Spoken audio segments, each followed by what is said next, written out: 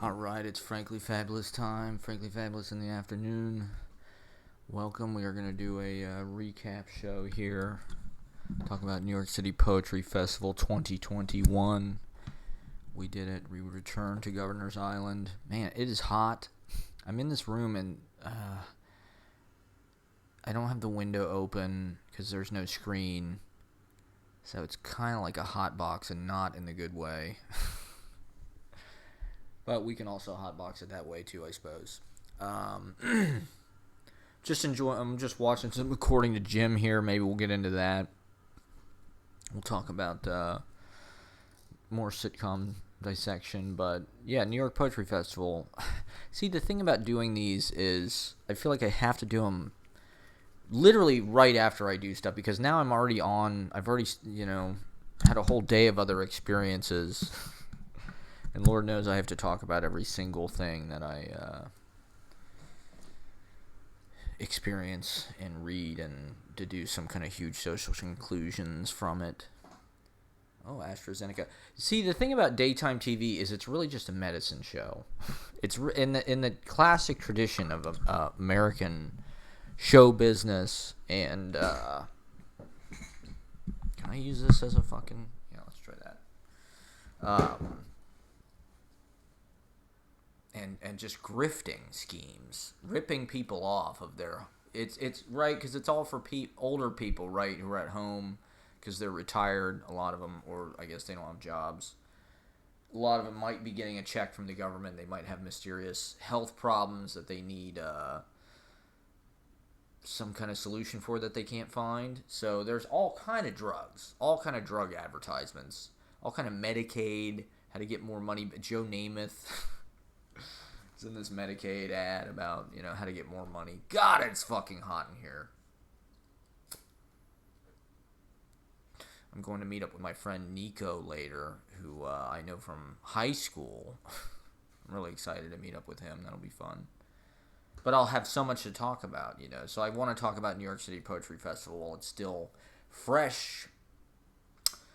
And so I get there. Well, I guess I'll do it again. I'll get there Saturday morning. Things went smoothly on the way over. I reserved my... They didn't even look at the ticket. I wasted $3. They didn't even check to see if the ticket was... Oh, man, I'm going to get distracted by this TV while it's on. They didn't even look at it. I could have just gotten on for free. But, I mean, it was beautiful day. The Poetry Festival just has such interesting energy because it's on an island, right? It's like this journey to get there. And it's kind of in disrepair, at least it has been up until this point. I suspect within the next decade there will be some kind of huge renovations on Governor's Island. They want to develop it. They want to turn it into Lord knows.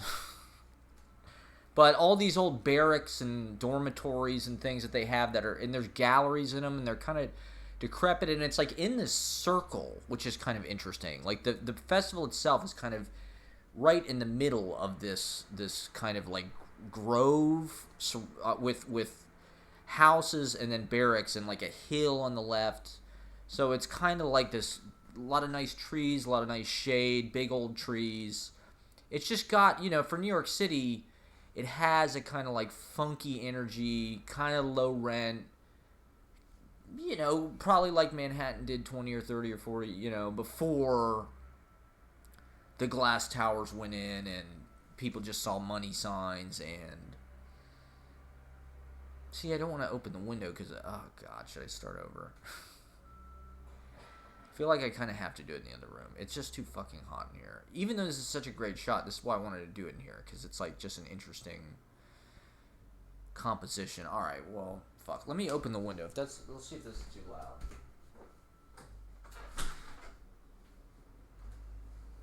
The thing is, it's like so hot outside. When you open the window, it just blows hot air in.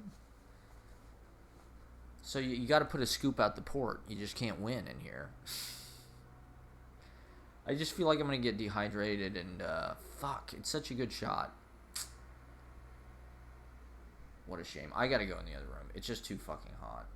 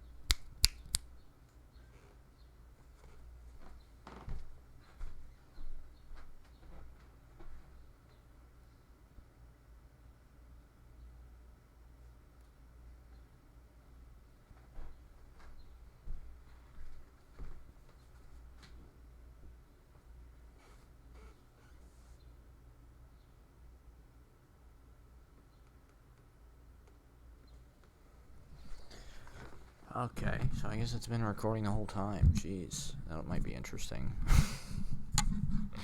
Fuck it, we'll leave it on.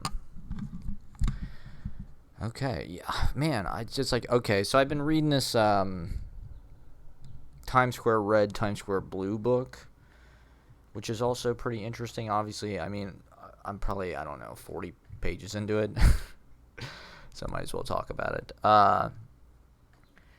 Well, it's just kind of interesting because it really gets at why, kind of a hard thing to write about in a very specific, detailed way, which is community building, how Times Square Red, Times Square Blue, the part that I'm reading is about these porno movie houses, right, in New York City, around Times Square, 42nd Street, but also down 8th Avenue, 14th Street, variety photo plays, what have you,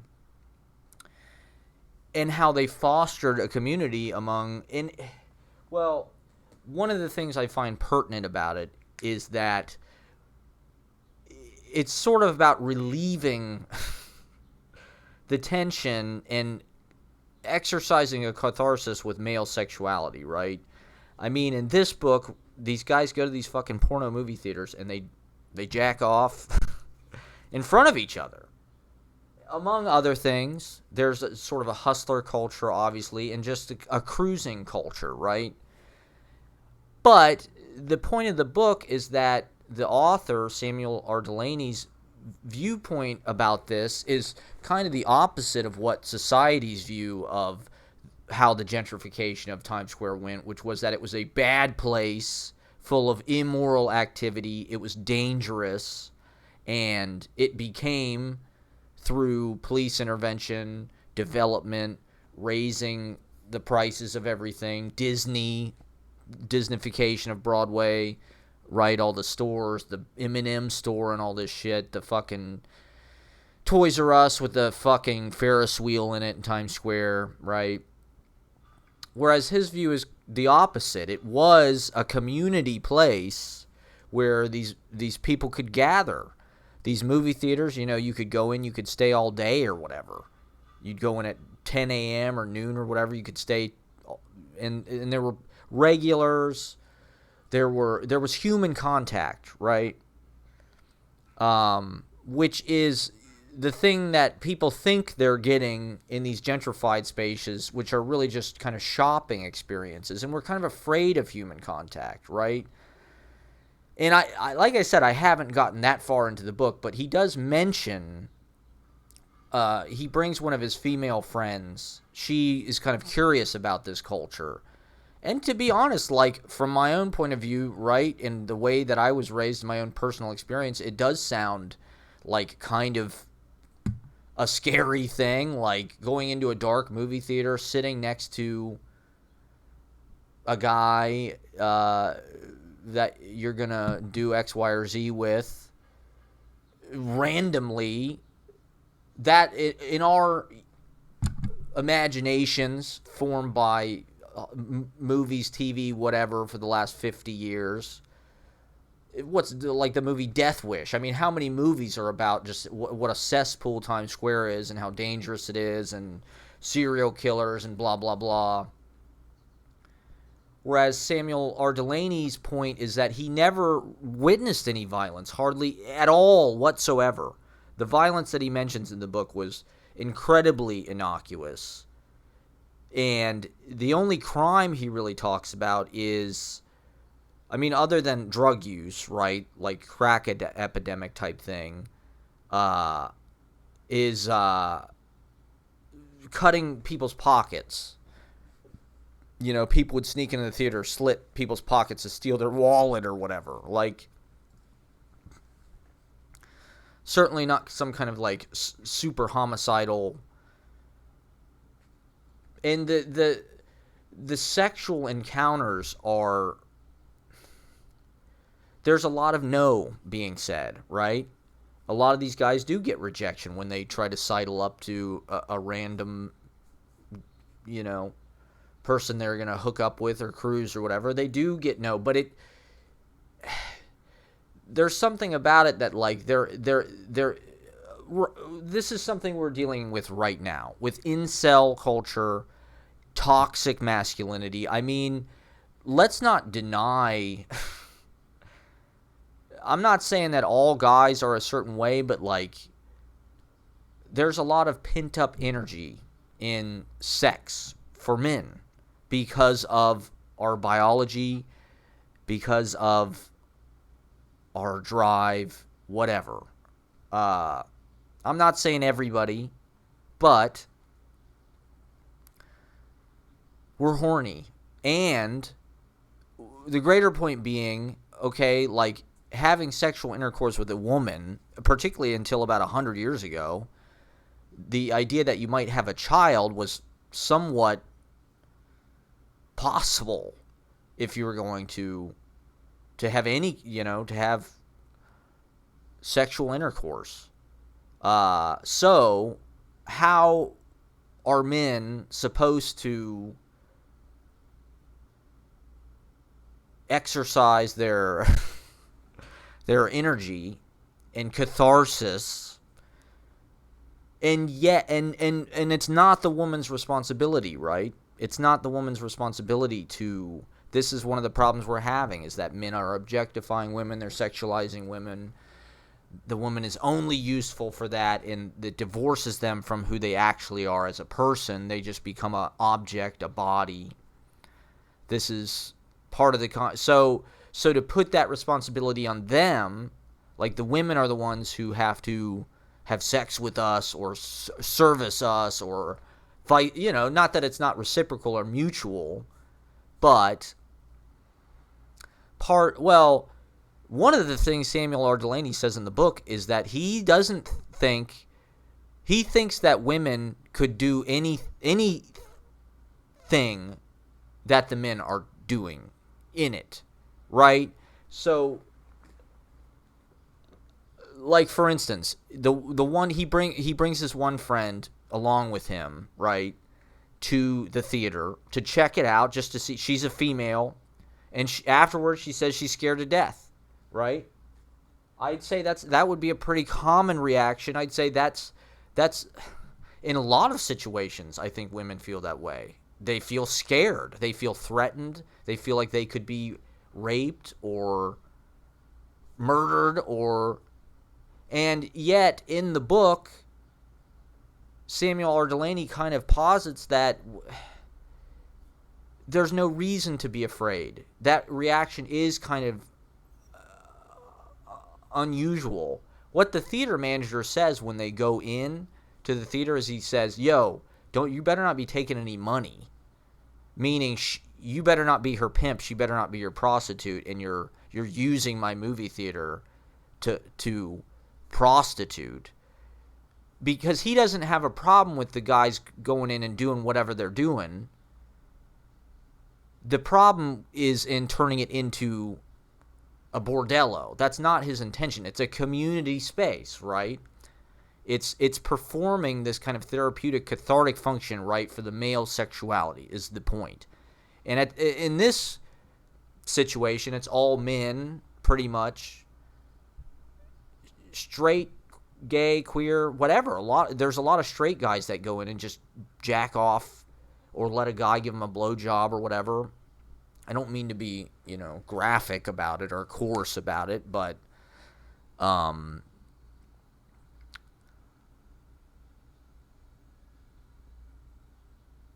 right now what we're seeing is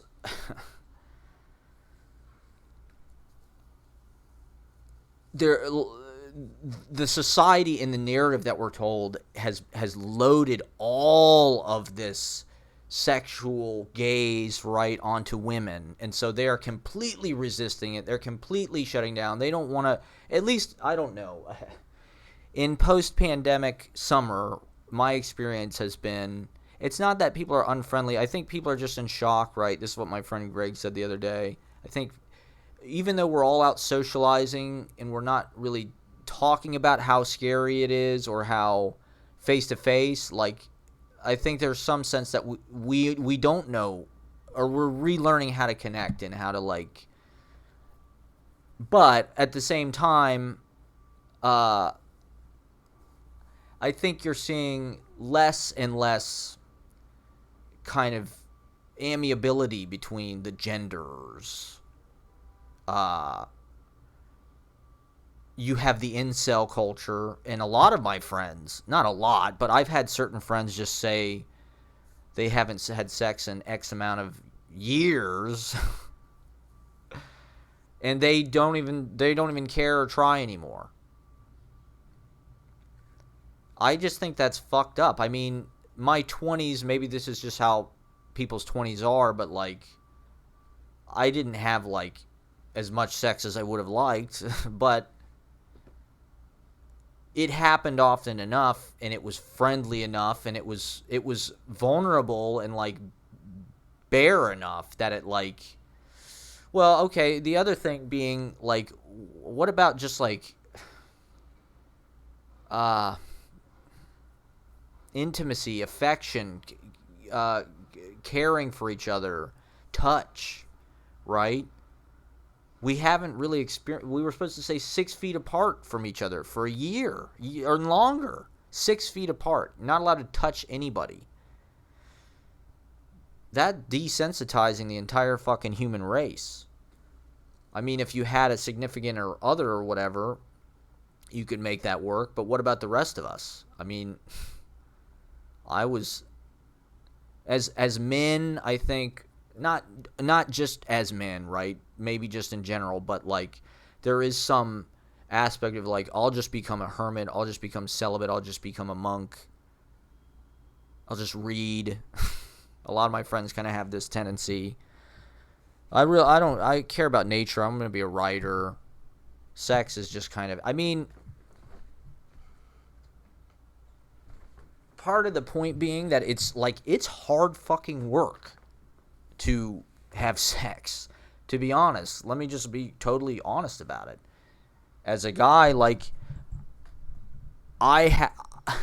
in order to set up like online dates and actually make them work, it's like a part-time job, which frankly is a waste of time because it doesn't often work out. Usually you get massively rejected to the point that, like, unless you just learn to ignore it, which I have, or to the best of your ability, ignore it, it can be, it's just like, you're not getting a huge return on the amount of time you're spending, or to even think of it. I think, like, as men, the fuck is that noise? Not that I'm trying to look, I don't look at it in that way, like, oh, I need to have sex with this person, otherwise why am I spending time with them? But what I found is that anytime I'm like platonic and just like enjoying spending time, all of the fucking momentum and all of like the interest in the interaction just like disappears. So as a guy trying to negotiate the post-Trump fucking, sexual landscape, it's just like,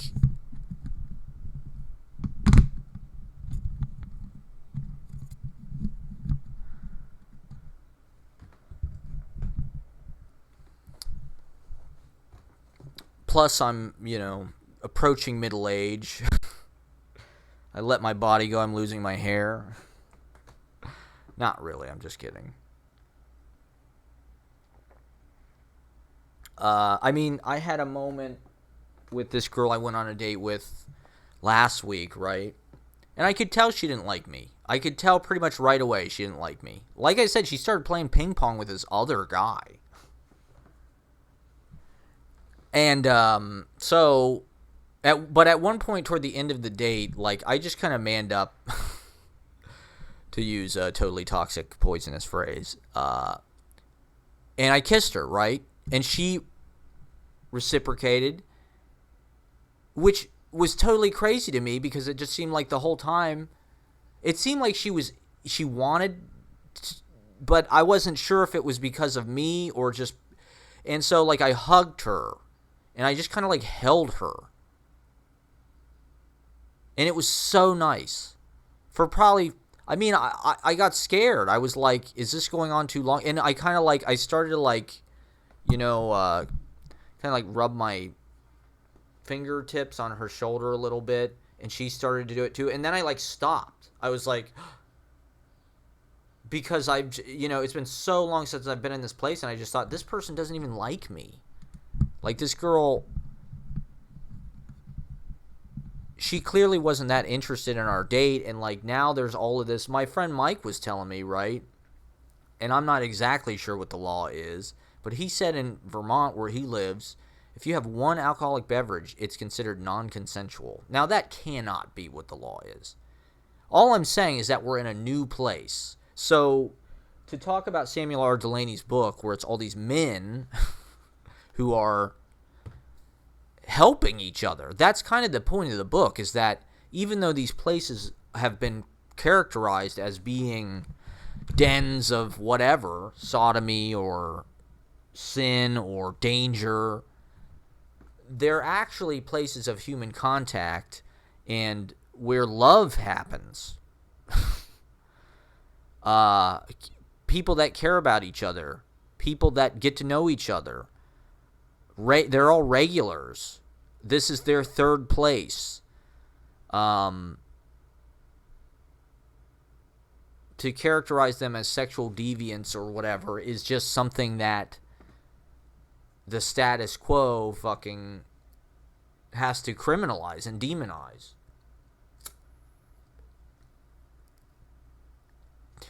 And so, I mean, I think you find with women, they're being stingier and stingier because they know it's their power.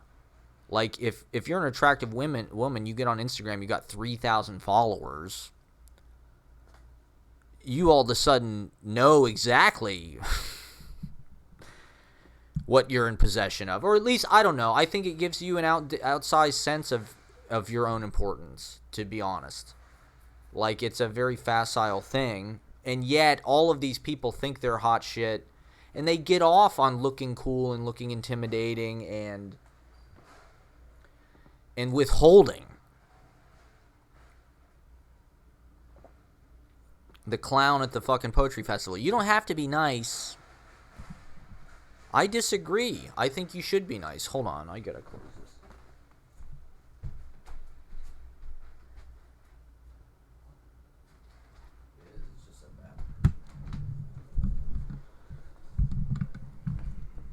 Now, I'm not saying, right, like, I'm not saying that, like, you have to have sex with men that you don't want to have sex with. But, like, Jesus Christ, man, loosen up. Like, the thing that's frustrating for me is, like, I feel like an interesting person. I feel like I have a really cool life. I'm fun to be around. I'm interesting to talk to. I'm smart. I'm an artist. I've got a lot of original inspired projects and visions, and yet these women go for completely boring guys, and anytime I go on a date, it's just like I feel like a freak. I feel like an unwanted freak. Now, I'm trying not to be in my post-divorce lifestyle. I'm trying not to be like I'm a quitter.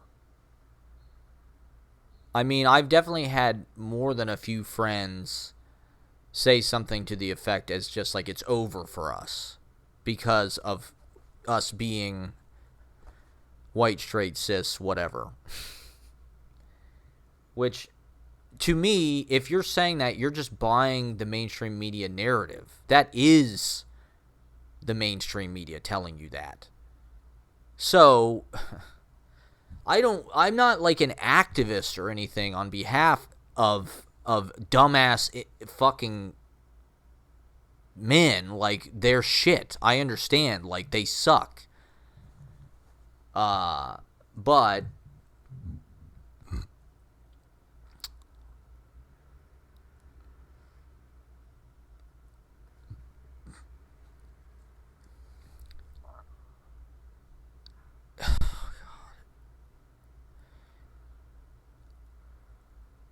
I think that there does need to be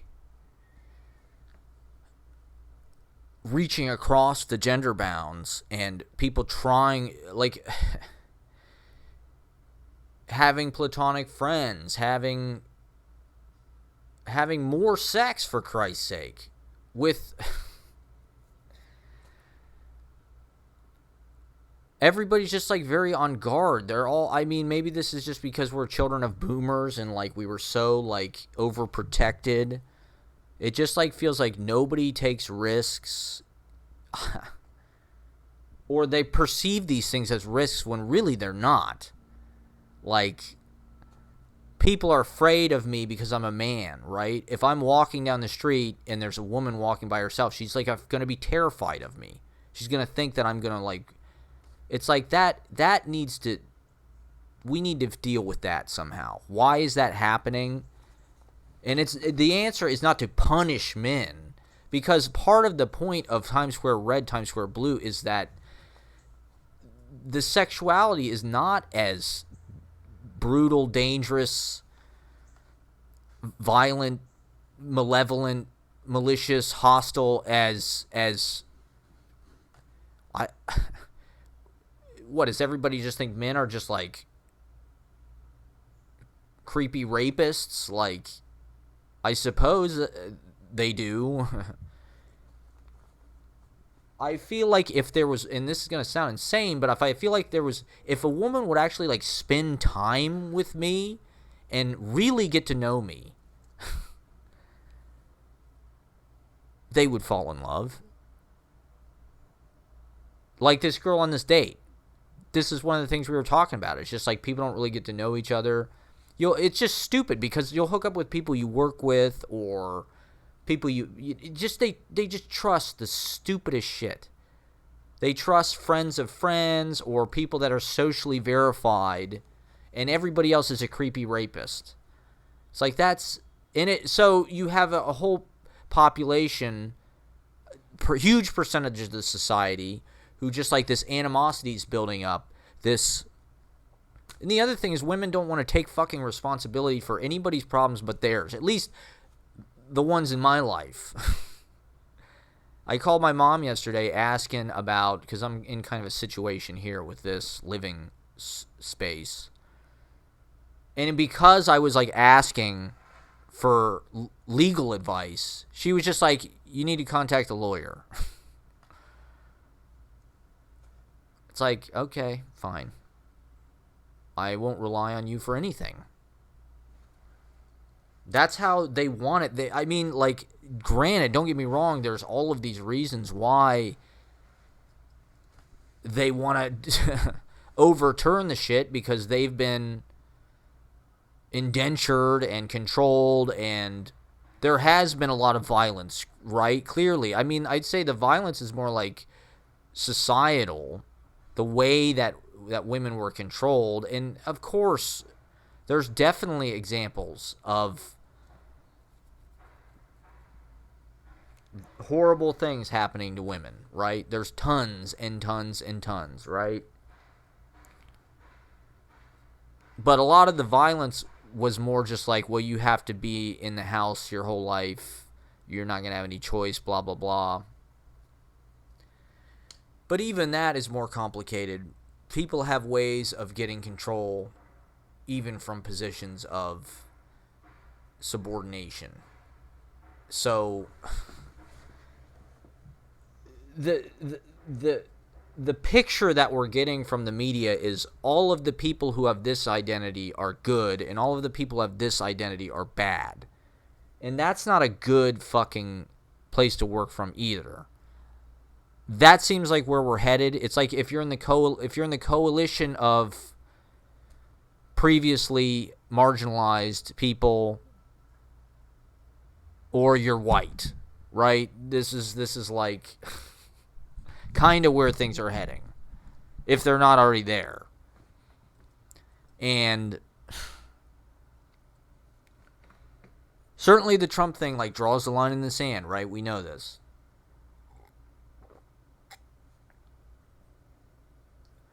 But how do we find gathering place. One of the things Samuel R. Delany says is these movie houses were remarkably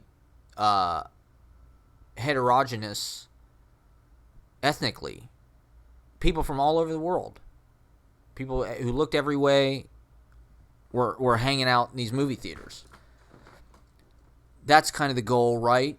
I mean, that was not necessarily an express purpose of these theaters, but it happened organically. Now, it's like mandate, right? It's optics. I'm not saying this is a bad thing, but from my own personal position, I'm just trying to work through these things and figure out.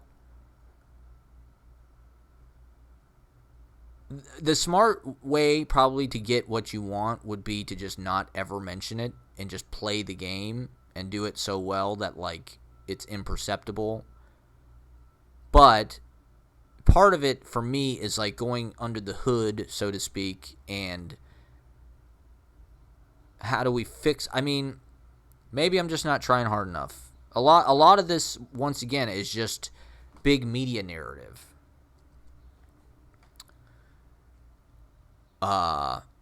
Women hate cis men.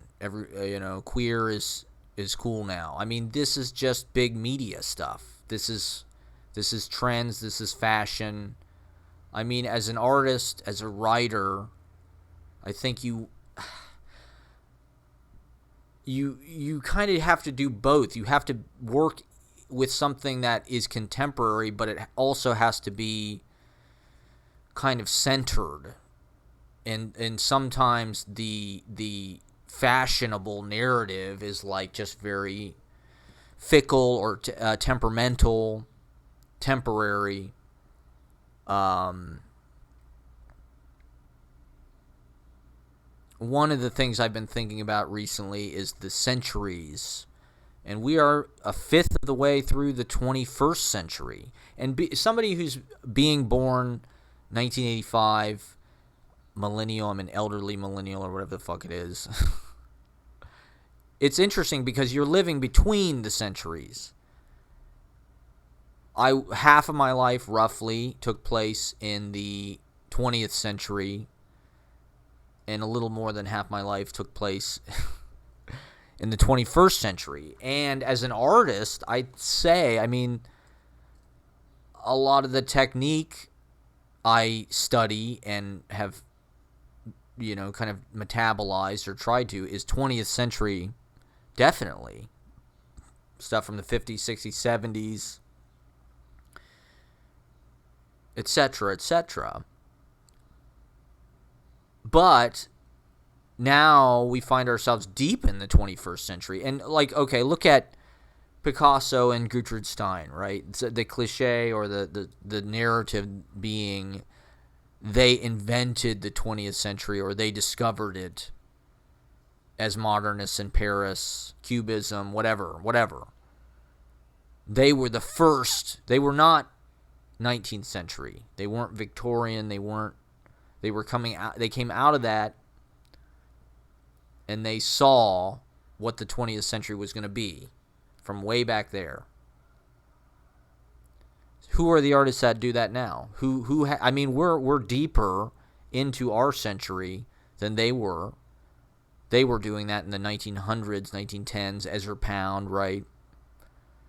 Who is doing that now? Who's 21st century? What does that mean? I mean, part of it, I don't like a lot of the 21st century bullshit. To be honest, all of the tech, cyber shit that I complain about all the time, the glass, the shoddiness, it's superveillance, sousveillance,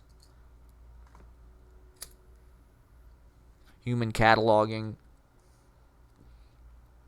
The ways that I'm this is 21st century a little bit. I'm live streaming kind of after the fact on tape. I'm using a 3-chip mini DV camera. I mean, tape, that's kind of 20th century in a way. Digital, that's 21st century. But I'm not recording on tape. I'm recording on a hard drive. So I mean, this is something that my friends are not, at least my friends who I was kind of socializing with this weekend, they're not really thinking about this or focused on this particular. And to be honest, I think it would help them. Their work does look like they're copying stuff from 100 years ago in some regards. Now, to be honest, that stuff is more contemporary than what a lot of people are doing. A lot of people's fucking poetry and whatnot sounds like it's from Keats or some shit. Or Shakespeare or whatever. So, in that sense, writing from the 50s or 60s or 70s or 80s is more contemporary than that. I mean, to be ahead of one's time really just means to be in one's time. And everybody else is sort of behind. Everybody else doesn't really know how to utilize the current technology in a native way, in an intuitive way, in a way that works for them. Everybody else is copying shit that happened 100, 150, 200, 300, 400. And that's not to say that we don't want to look at this stuff and learn from it and learn that there's nothing new under the sun or this kind of bullshit. But I think to some degree you do have to make it new. Partially for me it's a class thing. A lot of the things that distinguishes these novelty, new cutting edge technology, it's expensive. It's either something that very few people have access to, or it's just cost prohibitive. So like VR headsets, or writing some kind of poetry app or something. Like, I can't really play in that space because I don't have the tools. I mean, this fucking camera is from 2006 or something. This laptop's from 2012. I bought it for $400. My projector is fucking from 2000 something. I got a goddamn record player. I can afford books. That's why I collect them. This guitar my aunt gave me. It's an acoustic guitar. That's not cool. As in a certain way, at least in the fashion of the moment we're in, if you are a white guy playing an acoustic guitar, you got your work cut out for you, because you got to find something that no one has done, and you got to make yourself look like you're not a white guy playing an acoustic guitar. You got to be a ginger or something, because that is other to some degree. I'm just disappointed by how predictable and superficial this stuff is, because it's just kind of rearranging the ambition. It's just these people see okay, well, I can flip the system so everybody that looks this way is automatically going to be disqualified, and people that look like me are going to be moved to the front of the goddamn queue. Everybody's in this competitive capitalist, professionalist, cutthroat, careerist. I want attention. I want platform. I want validation. I want honor. I want public accolades, likes, followers, blah, blah, blah, subscribers.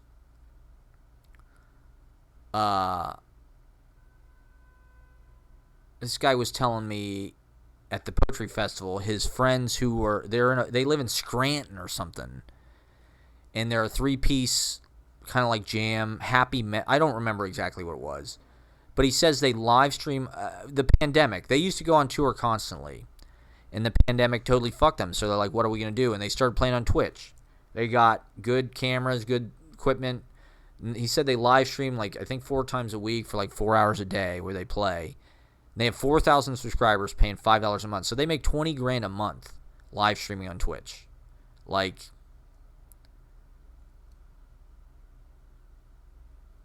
That's not exactly related, but that's 21st century. That's where we're at as far as employment goes. If you're not thinking, everybody's an independent contractor. Our phones, the chip, the identity chip is going to kind of individualize us. And our social credit, our money, our LinkedIn. It's all going to be kind of, we're on our own, basically. We're all individual corporations and entrepreneurs of our own personal brand, as exemplified through our online avatars, Twitter, Insta, TikTok. I heard Insta's going to go all video because of TikTok. They want to compete with TikTok, which I don't know. I'm not sure. I guess that's what they have to do, but like, to me, the thing that makes Instagram different is that it's pictures. And I don't think are we getting to the point where people, it's normal to just watch shitloads of videos? Like, it used to be annoying. If a video came on in your Facebook or your Instagram, be like, oh God, this person posted a video, like, how gross. But now with TikTok, I mean, TikTok is kind of taken over, right? As the number one. It feels that way to some degree, which is weird because I don't use it. As an artist, it's like this is partially just novelty, rushing to all the, oh, I'm on TikTok now. I gotta figure, or I'm old. I'm a millennial. I'm not Gen Z because I don't know how to use TikTok. I'm no longer the youngest, coolest thing on the block. That's scary. As artists, like, I don't know, we're attracted to these kind of like very ephemeral, hot trend fidget spinners or fashion. High-end fashion is always like, normal people look at it and they go, God damn, this shit is ugly. Nobody would ever wear this shit. But that's what makes it fashion. It's like poetry. Nobody likes it. If it was just normal clothes, it'd be Reader's Digest or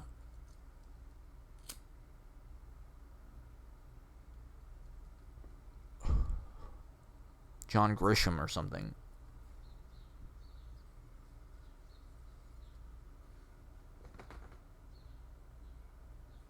I mean, a lot of these are just ways for...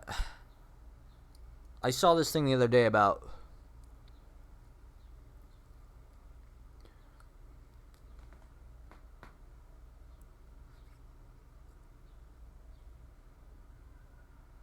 how for millennials it was so important for us to like define ourselves through our cultural allegiances, what music we liked, what books or movies or whatever.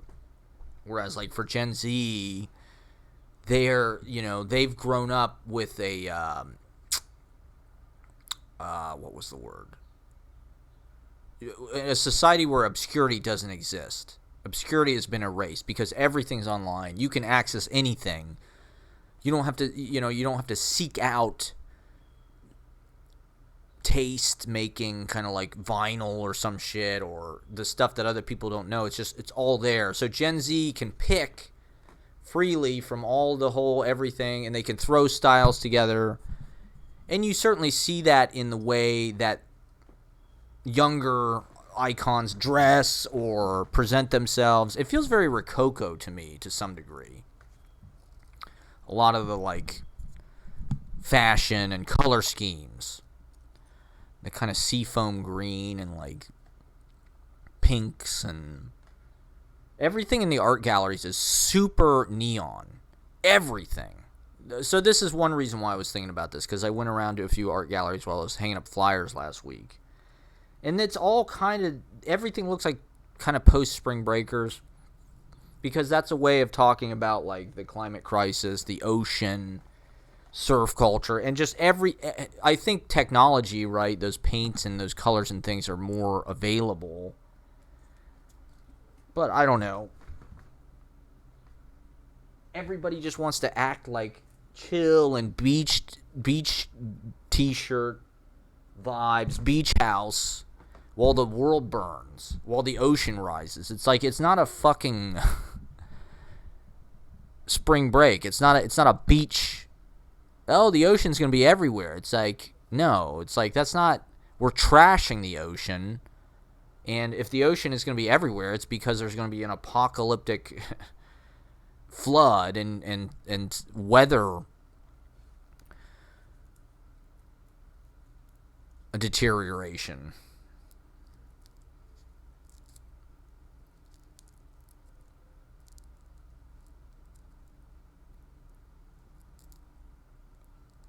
Everything's become kind of neon, pink, orange, hot colors. Like airbrushing, but it's in the paint. It looks like the 21st century. What writers? I mean, partially this book is kind of about that notes on post-conceptual poetry, and part of what Felix Bernstein is talking about is Ben Fama and Andrew Durbin, how they're post-conceptual. They sort of embrace certain things about conceptual poetry. Conceptual poetry being things like Kenneth Goldsmith copying and pasting, or Rob Fitterman, I guess, does conceptual poetry. My friend this weekend said that my piece was kind of Kenneth Goldsmith, which I get why he's saying that, because, okay, so I read my piece. That was the YouTube transcription. And so part of the embedded material in this poem is the fact that it was a live stream during the pandemic, July 2020. So it's occurring at the height of that, I'd say, when nobody really knew what the fuck was going on, hardly. And then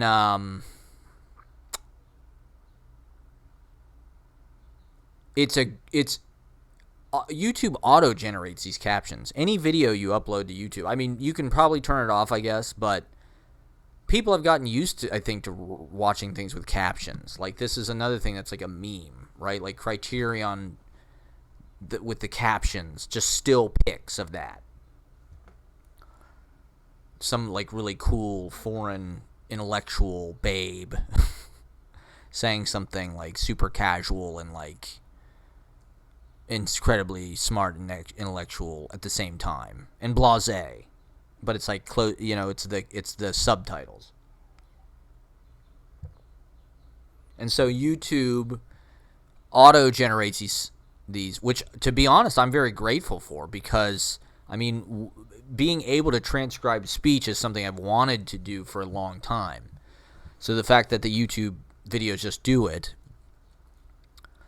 and it's an oral piece, and also the glitches and things, the way it misunderstands, I like that stuff. As an artist, I don't think my friends are really interested in that. To me, the 21st century, I don't know, that seems like a part of it. That corruption of the syntax, the way the computers talk, the way that artificial intelligence sounds, the way that the surveillance hears you. This is all new. This is all... But it's something I have access to, and it's also populist because it's just YouTube, right? So you can go in to the YouTube and edit the subtitles so you can fix all the fucking, mishearings and grammar and punctuation. But I don't do that. I like that stuff. To me, that's the sound of the future, because that's the computer corrupting it and making it. Like, okay, I was talking to my friend who's a translator who's working on a translation of Rumi. And it is significant because she's the first Persian woman, probably, or one, to bring in these poems to modern American language. But I had mentioned, it's an exciting time for translation. A lot of people translating. And I had mentioned this conference I went to, and I did my illiterate translation, which was a translation based on a language I knew absolutely nothing about. And I also said that, like, Google Translate, I think, makes it interesting for And she didn't really get that, because, of course, her goal is to make a good translation, meaning as close to the intent of the author as she can, based on her own, while also making it, accessible to contemporary ear.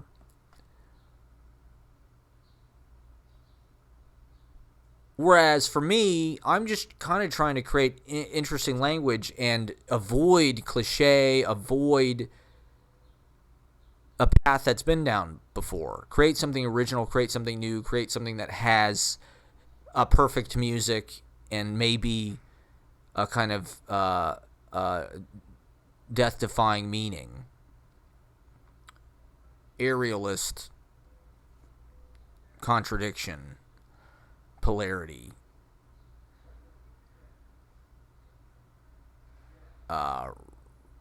repelling.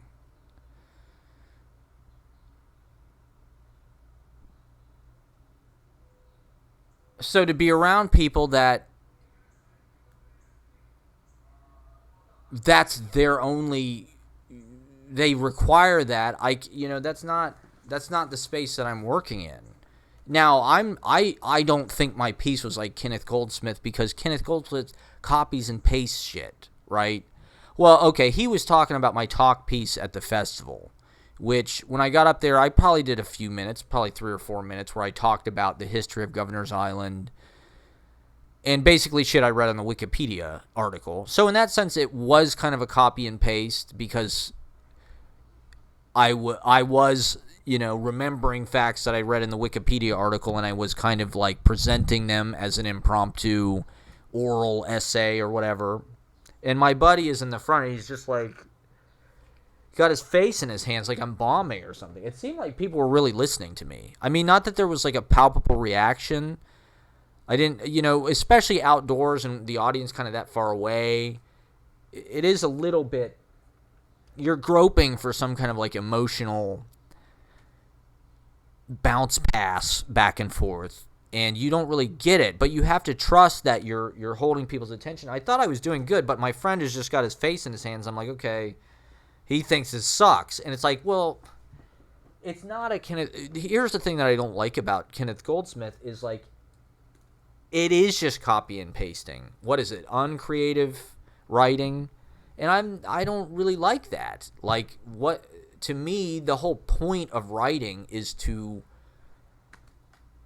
jerk yourself off intellectually and say things. It's about what you have to say. It's about creating original thoughts, your jokes, your writing. It's about fucking writing.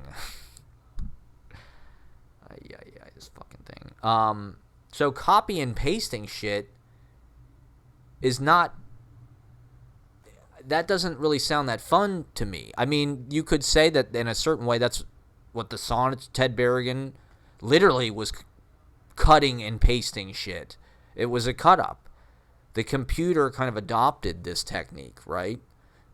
Almost maybe an imitation of Burroughs or the Surrealists, or cutting and pasting. This is a basic thing in Windows and Mac. But it's almost like your graphic designer, like a magazine layout tool. You can feel X-Acto knives and glue and stuff, maybe.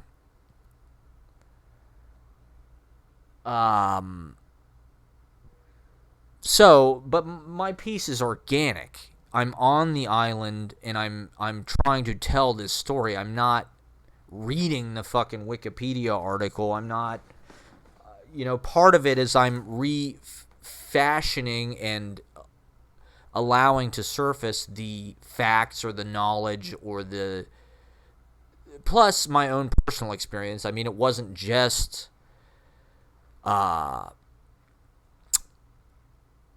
stuff I read on Wikipedia. It's also my own personal history of Governor's Island, or all of it, right? Everything that would be in a poem. So I get what he's saying. So that's the point being, this is a way that I'm trying to be 21st century, trying to be post-conceptual.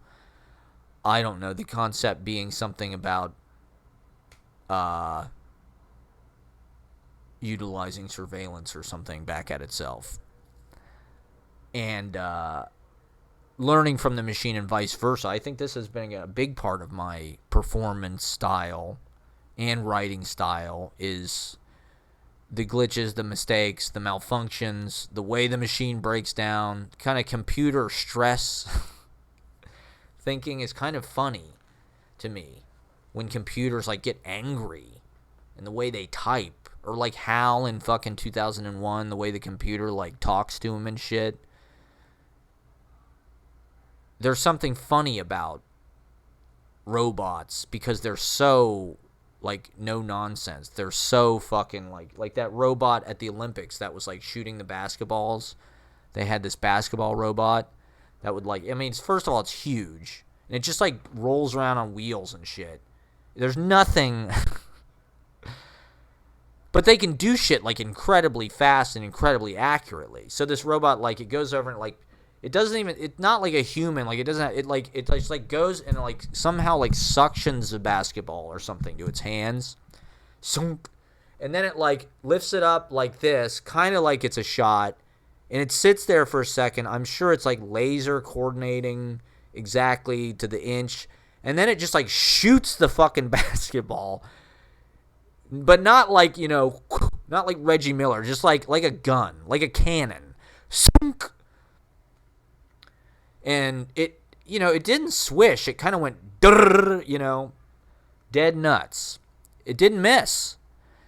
There's something funny about how severe it is and how impersonal it is and how scary and potentially dangerous it is. The severity of that.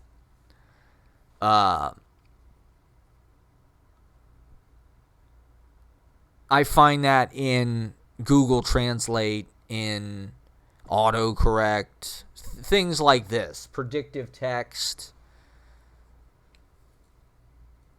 As poets, here's the other thing that kind of profoundly, I did realize this last year, but I've been reading this Lena Hornick book.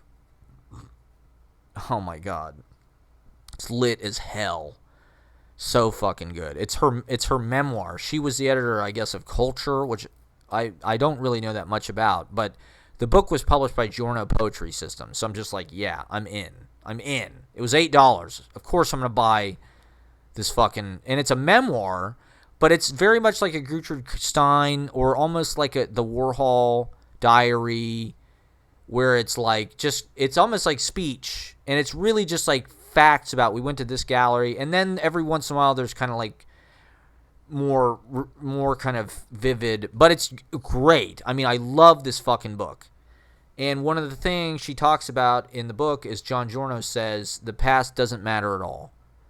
The past doesn't exist. As an artist, the past doesn't matter at all. And when I was listening to John Giorno on YouTube readings, and last summer reading his memoir, that really hit me.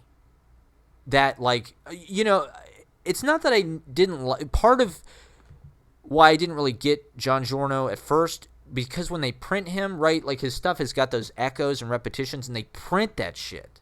So it's kind of like, oh God, he's just wasting a lot of words and repeating. It's like, I don't need to read this. But what I think is the most advanced and contemporary, and what he means by saying the past doesn't exist, is his work.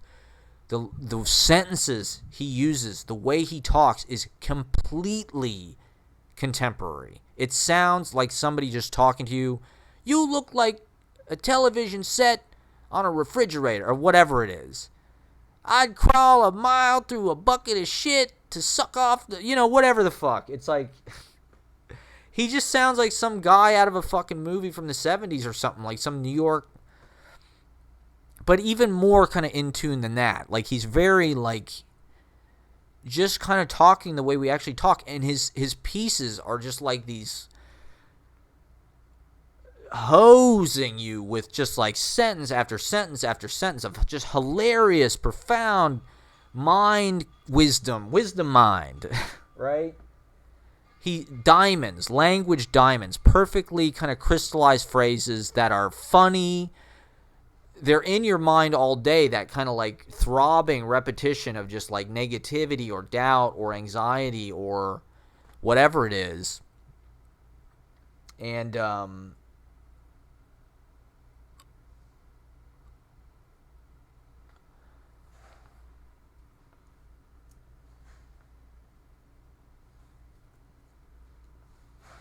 even like the New York School, right? Frank O'Hara or Ashbery or Schuyler, even. Schuyler being somebody who really sounds pretty contemporary. I mean, his language is very stripped of the kind of like highfalutin, flowery bullshit that's most people's idea of poetry. And it sounds like because it sounds like it's from the fucking 1700s or something.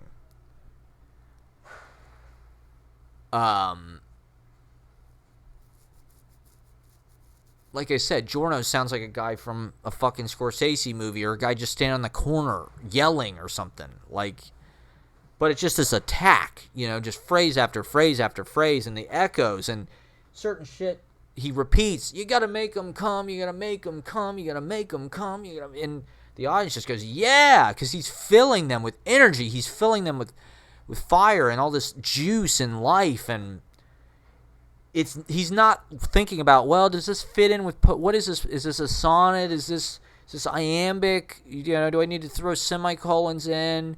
Is this like this? So this is like Keats meets like it's like, no, he doesn't give a fuck about any of that. He is making things that work. That's it. And he was good at it. And I do think that his stuff he's becoming more, at least definitely in my estimation and in my experience, but I think in just the culture's estimation, I think John Giorno is a pioneer and was ahead of the time. You want to talk about like slam kind of performance type things. He's pop art. He's in fucking Warhol's Sleep, right? So Mike the other day, right, talking about Warhol's movies sucked. And he mentioned that one. He's like, it's just a movie of a guy sleeping. It's like, if you hate this movie, like, granted, there's way more people on your side. Like, take 9 out of 10, 99 out of 100 people, and you're like, hey, do you want to watch a movie about a guy sleeping? They're going to say, fuck you. But that just indicates how our world is turned inside up and upside down, because these are there's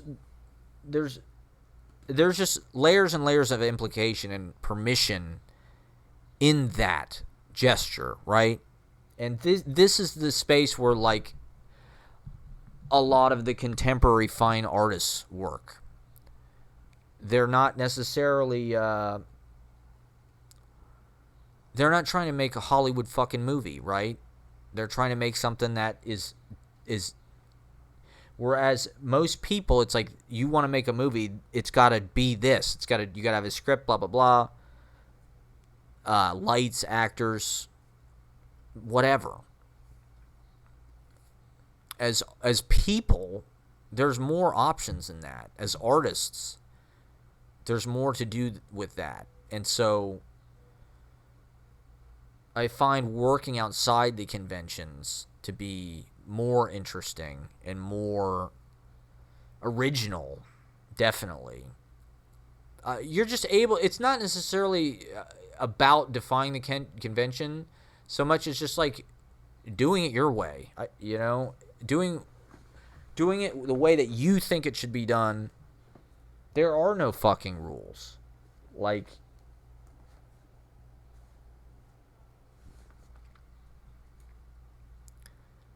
it's a mistake to think that there are. Whatever works. That's not to say I don't think like studying things isn't without value. I definitely think it is. Knowing the past. But as a writer, I mean, that was a realization, I think, listening to John Giorno stuff I had. It's just like, he's not trying to make like Elizabethan sounding speech units. He's not even trying to imitate William Carlos Williams, really, like so many people are. And like I said, Ashbery, although there's elements I think where he does those things, certainly, like he's writing kind of, he's able to do both. I mean, I think he does sound kind of neighborly and colloquial and modern. He does sound like just kind of, you know, a gentle, smart, older person talking. But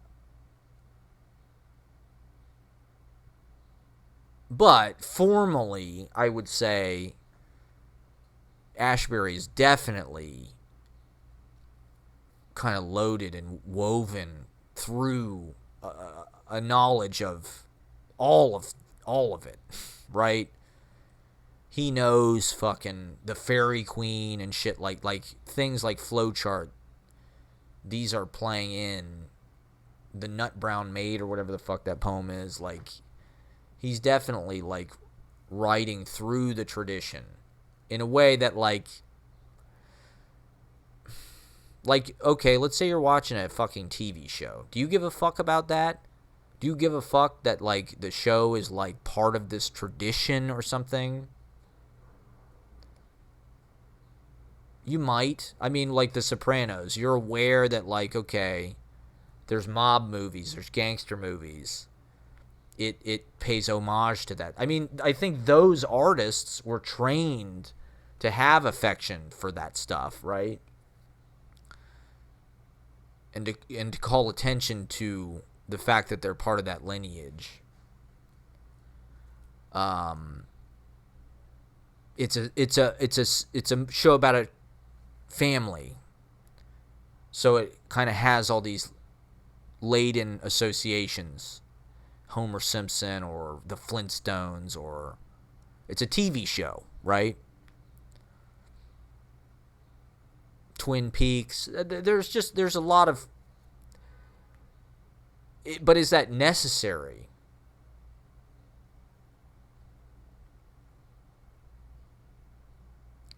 Like, this is the Harold Bloom thing, right? The anxiety of influence. As a poet, I think if you can make poetry,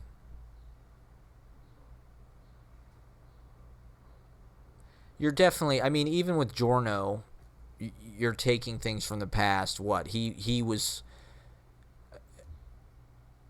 sort of a compadre and apprentice and a associate, right, of Burroughs.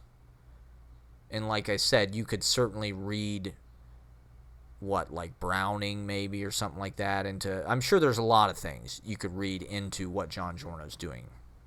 So it's not like he's totally without the past, but I think for a poet especially, he was involved with the fine arts world and art world kind of people, Rauschenberg, Jasper Johns, what have you, that like he was kind of writing. When I look at his work now, of his contemporaries, I mean, John Giorno might be the most current, kind of just like grammatically, syntax, the sound, the form. Because, to be honest, I don't really think he was primarily for the page, maybe. That's not to say his stuff, I don't know, because I don't have any of his books, because they're incredibly impossible to find and expensive. But he is a performer,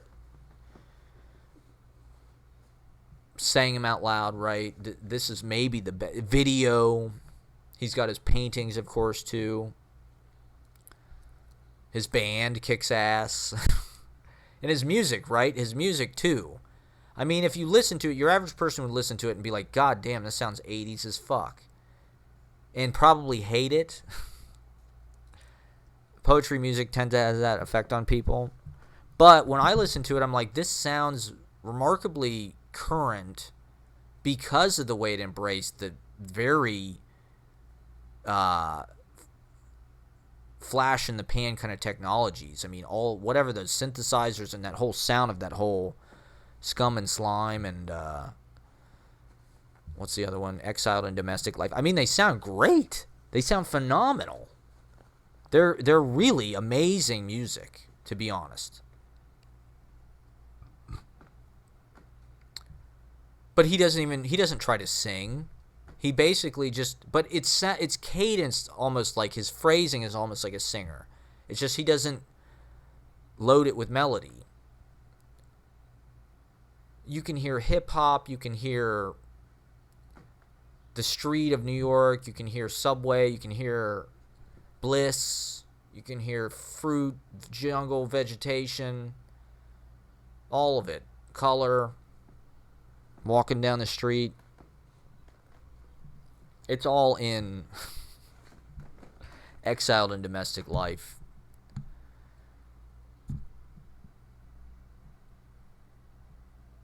My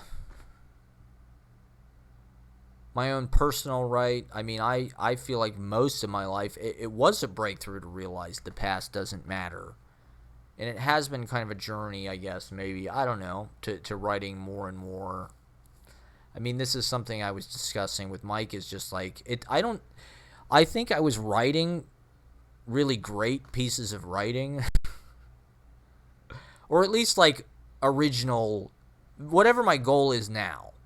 I think I was making pieces of writing the whole time that fulfilled that goal, but I didn't know what they were. I didn't know which things to trust and which things to not try to produce or work on. Like I have scripts and plays and poems and shit that are pretty interesting but it's the stuff that I like really worked on, like short stories or whatever. That's the stuff that's maybe less interesting. The stuff that I thought was like more professional. The stuff that is really interesting was the stuff that's like, oh, I can't make this because it's not a typical movie. It's not a typical length. It's not a typical form. It's like an experimental. I didn't know what that was at the time, though, right? I think if you're making things that are contemporary, there's some sense that they are experimental because they haven't been done before. Like, studying things from the past is a good way to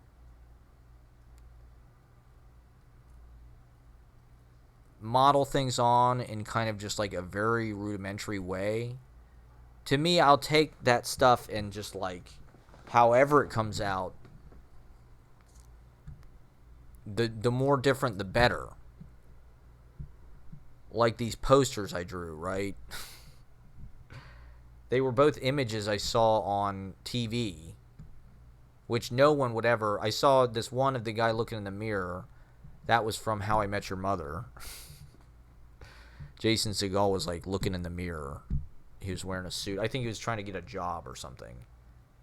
And so my drawing doesn't look anything like it. But just the image of the guy looking at himself in the mirror. I don't know. It just spoke to me.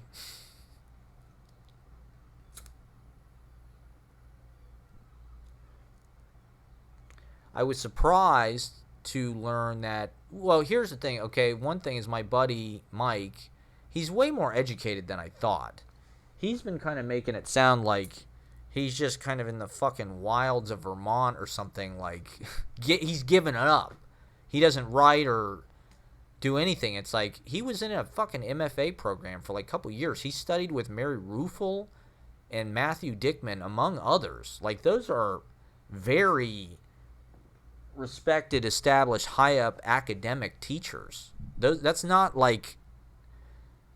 That is very academic. You know, that's very, like, good education. I mean, he dropped out of his program, but, like, the fact that he was even in workshops that were, like, weeks long with those people is, like, that's training. And his work has developed along those lines, right? It helped him maybe find certain things. And so one of the things we were talking about is he read this poem that he wrote called The Circus, which, of course, I knew that Kenneth Koch had a couple of poems, right, with the circus, one called The Circus, and then, right, one about writing the poem called The Circus. And so part of our conversation was he was just talking about how much he admired Kenneth Koch, which I thought was kind of interesting because, to be honest, Kenneth Koch is, not to, shit on him or anything, but of the original New York school, I would say I don't really read Kenneth Koch personally that much, because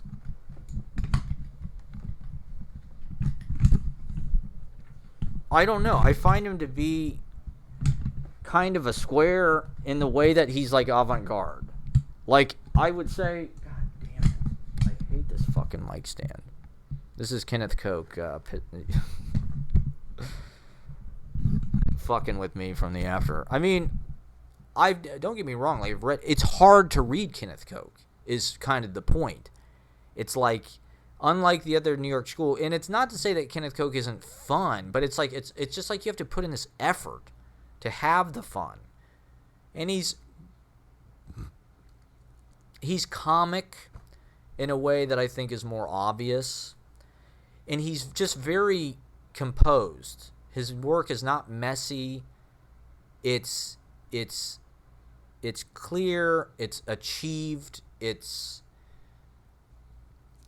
Columbia. It's well done. That's where he taught, and he's definitely avant-garde, right? And I love a lot of Kenneth Koch's stuff. Don't get me wrong. I love his comics. He's funny. His plays are great, and he's definitely a poet. But he's more like one of the Academy of American Poets people to me than like James Schuyler, right? Who was an invalid basically, or sort of like a social, deviant, lived in the Chelsea Hotel, and just the work, to be honest. I just like the work better. I mean, I think it's necessary what Kenneth Koch did, and he's great and everything, and he taught a lot of important people as well. And he's cool. I like him. He's from Cincinnati, right? But like I said, I don't run to read Kenneth Koch. I have his book, Thank You. That was one of the first books I bought in New York. A Season on Earth. He writes these long poems that are like insane. But, for my friend, the fact that this composure, this craft, this is part of the reason why Kenneth Koch is somebody he reads, maybe, and maybe not. I don't know.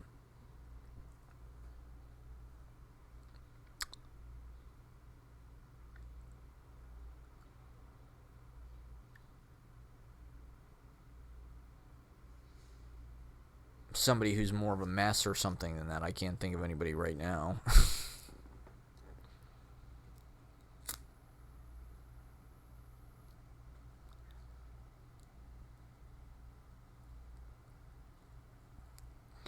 So I should probably talk about what actually happened.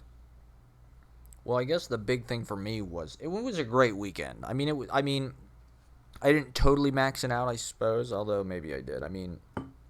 But probably the coolest thing that happened for me was I set up this table on Sunday, kind of just coincidentally over by the Chumley stage, and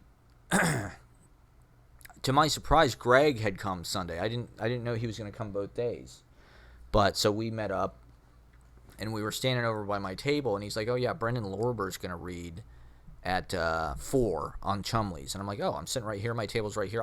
I sat at that table because I could see the stage. And Saturday I didn't really get to see any readings hardly because I was visiting with Mike and doing the table. And so I was like, oh, okay, I can sit here, I can do my table, and I can watch the readings. And he's like, oh, Brandon Lorber's going to read here at 4. So I'm like, okay, perfect. So I'm like doing whatever, and I look up, and there's Brandon Lorber. He's like, oh, have you met? And so we met, and he was so nice. One of the nicest, coolest, people I've ever met. and we talked a minute, and I had my books all laid out, right? All my zines from last year. And I don't remember how it came up, but he's like, have you read or I said I was at the launch, but I didn't have the book or something. He's like, okay, well, here, why don't you just take a copy, or we'll trade. I'll give you my book and you give me, and I was like, oh, great. Okay. What do you want? And he's like, whatever you want, you pick one out. So I'm like, okay, well, why don't I just and I gave him the whole year. I was like, this is my whole year, beach trees, summer, high on life, fall, mutual fair, winter, city life, spring. So I'm like, yeah, just take all these. And he's like, okay, cool, awesome. Will you autograph them for me? So I'm like, oh my God, are you serious? Hell yes. That's what I've been waiting my whole life. I'll autograph all my zines. So, that was the highlight of the whole thing. So I autographed all my zines for Brennan Lorber. I wrote a nice inscription, and he inscribed his book and gave it to me. So we traded. Then he went up and did his reading. It was awesome. So cool, so freaking nice. Like, what an amazing thing to do. What an amazing gesture. And great poet. But it was just, the thing about doing the table, at least this year, is like, not that many people wanted to come up and chat. I didn't really have too many good chats with people, like, sitting at the table. I was able, at a certain point, I just started giving my book away. Because all these people came up and looked at it, and then they didn't buy it. And it's just like, I'd rather just have people take it. Just fucking, I can print more. Like, you're at the New York Poetry Festival, just take the fucking thing. Like, if nobody wanted to buy it, I don't know.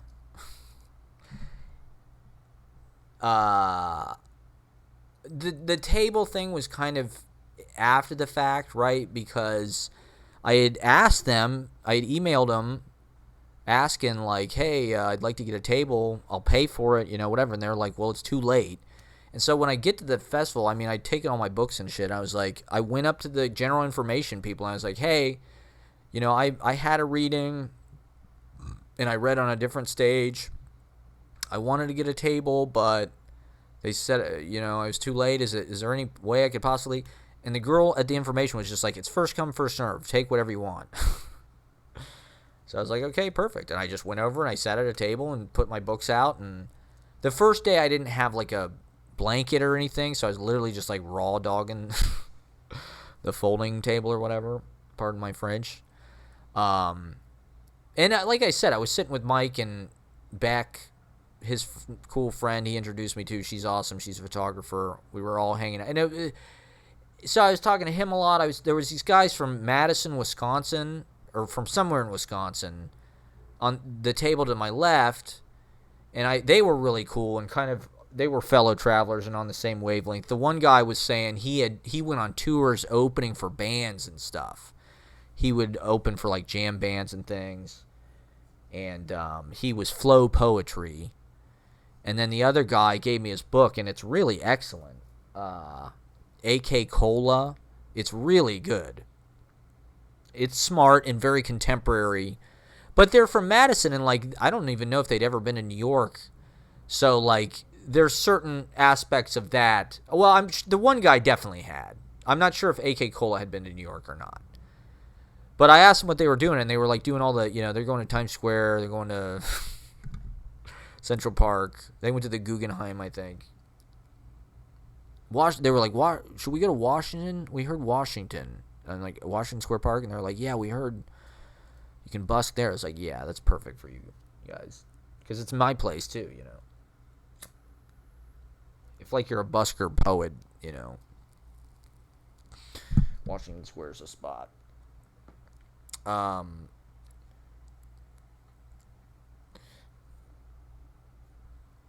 So I talked to those guys a lot. They were cool. We just kind of mostly I got to know them. Like I said, I caught up with Mike. I got the book to a few people, and I went around to a few booths. It was definitely,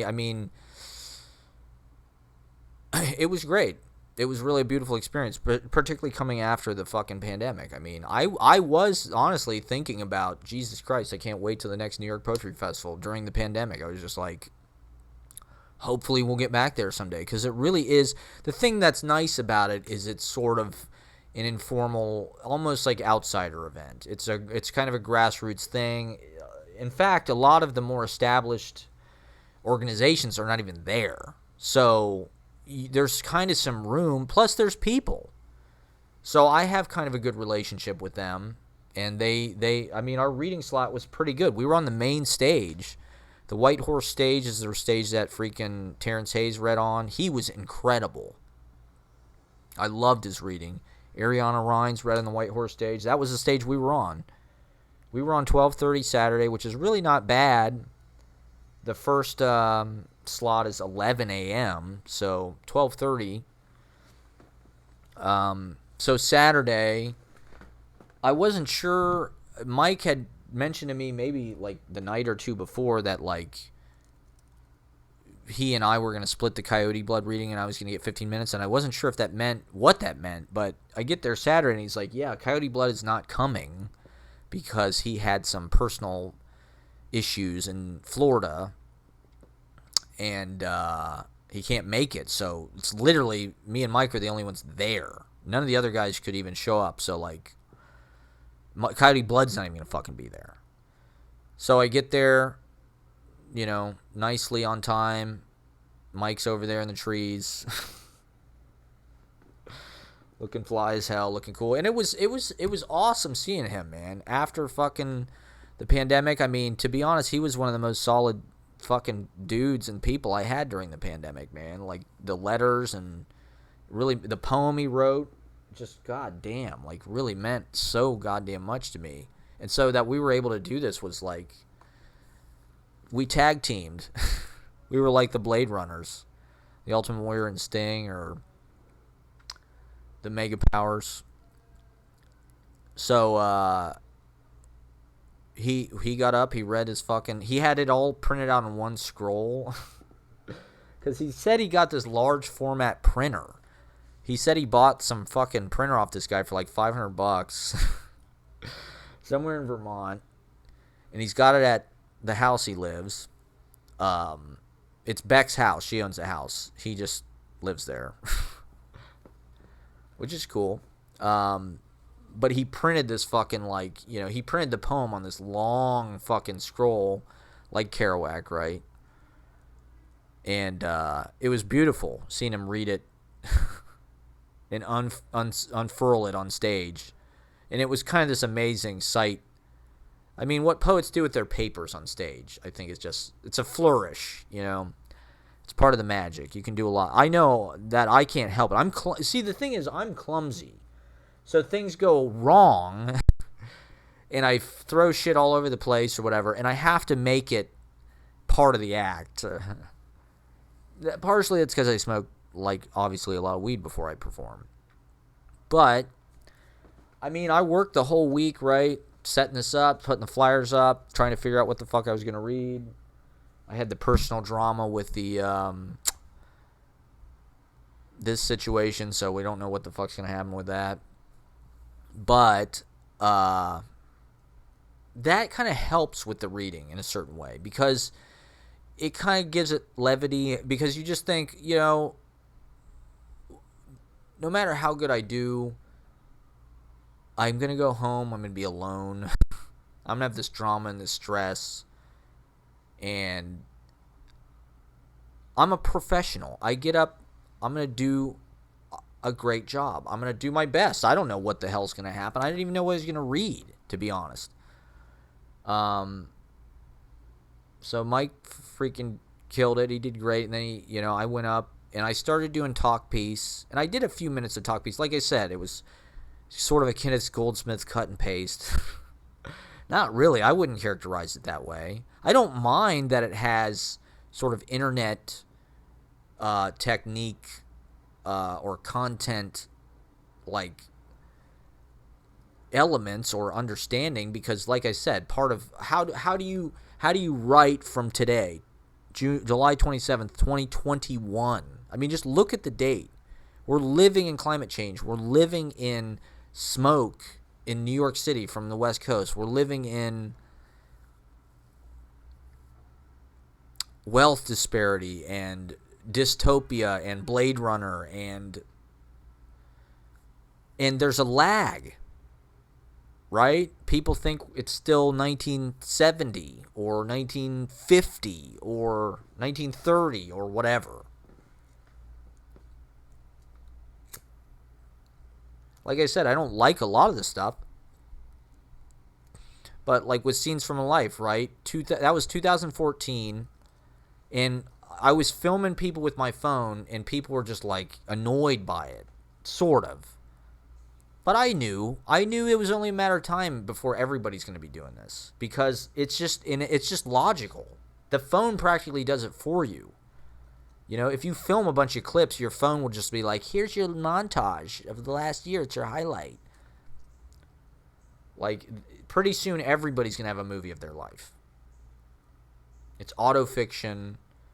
This is, Mike said, John Loris said, autofiction is the reality TV of literature. I guess. I mean, that's a pithy way to put it. I don't disagree, but like, Ulysses is autofiction, right? Proust is autofiction, if you want to put it that way. I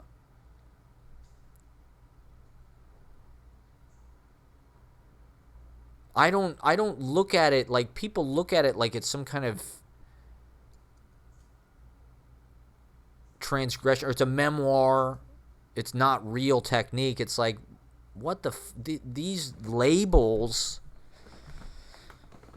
and reality TV, when it came out, it was easy to maybe view it as something like a fad or something that would go away. And it's like, no, this is a technique that's going to stay with us. It's a mode of expression. Like, watching these sitcoms is interesting, right? Because that's what we were acclimated to. We were acclimated to these sets. It's like a play. It's laid into this one location, and it's very composed. It's very streamlined, economized, right? This was the problem I always had in fucking college, was everything was so artificial or fake seeming. I wanted stuff that looked like reality. And now here we are, 20 years into reality television, and suddenly these sitcoms look antiquated. They're like, oh my God. I mean, there's something comforting about that, and that's not to say that form is useless, or older forms, fiction or whatever. Those are still very like, but to just like look down on reality television or autofiction, they're just sensibilities or aesthetics or techniques. They're not really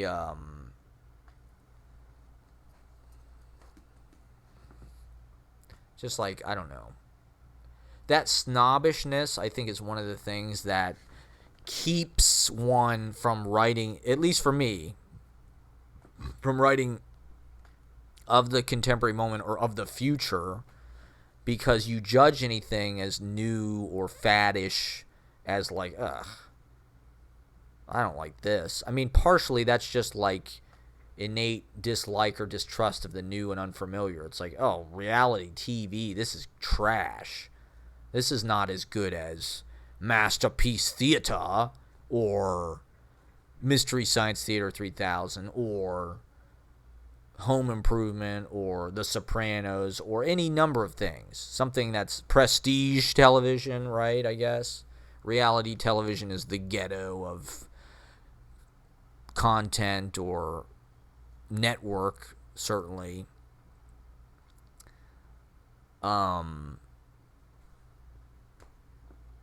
It's just part of the landscape now. And a lot of the most cutting edge artists, they sort of adopt these kind of campish or hyper current, hyper kind of garish, like Kate Durbin, E! Entertainment Television, or whatever that book was. A lot of Ben Fama stuff, right? It's kind of like adopting like metal, black metal, or goth culture, beach goth. Or just like his poems in the last book were just like a bunch of names of just like shitty celebrities. Johnny Depp, Spencer and Heidi. Like there's something about Spencer and Heidi or the Kardashians, right, that is incredibly pioneering or ahead of its time or artistic. You know, you could say that Spencer and Heidi are performance artists. But the part of me, probably the toxic masculine white American guy from the 80s, is like, well, this isn't, that shit's has no dignity. Spencer and Heidi are like tabloid trash.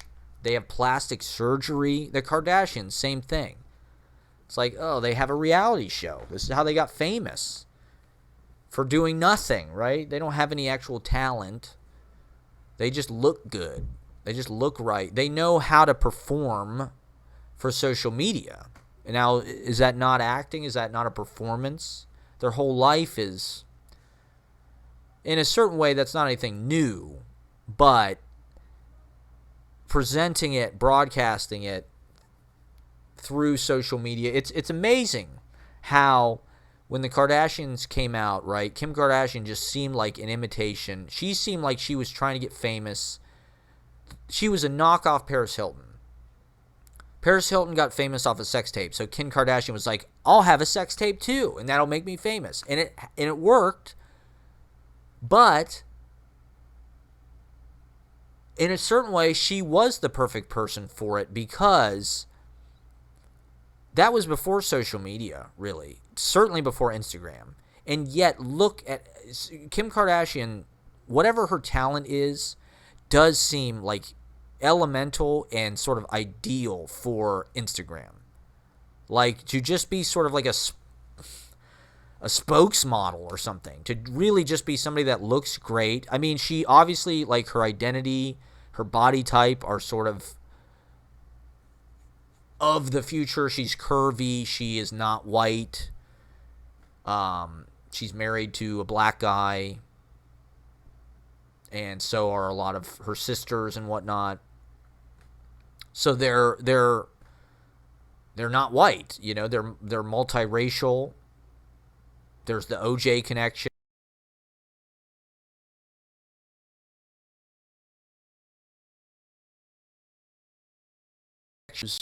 They're just the way they look. But on the other, you're like, well, but look at how successful they've all been. And what they do is really just what social media is. You know, this is why reality television and autofiction, it's all kind of the same shit. Facebook, Instagram, that is the reality television show of ourselves, right? It's lo-fi, it's shitty cameras, it's digital, it's bad lighting, bad sound, amateur. That's because of the technology, right? I mean, it's opened the floodgates as far as what can be produced. There used to be gatekeeping as far as if you wanted to make a movie, if you wanted to record an album, if you wanted to publish a book. Now it's like content's coming from everywhere.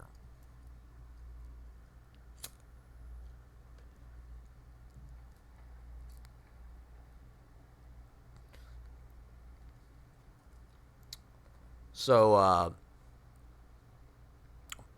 Mike was telling me that Mary Ruefle, the big kind of adjustment she made to his writing posture or whatever, was she said she wrote on one of his things, Mike has a problem with form, and she gave him a copy of Ulysses. And he said it fucked him up for a year. But a year later, he wrote this poem, The Circus, right? And it was a breakthrough. And he realized that Mary Ruefle was right. And she actually got fired from the job because the students thought she was too mean.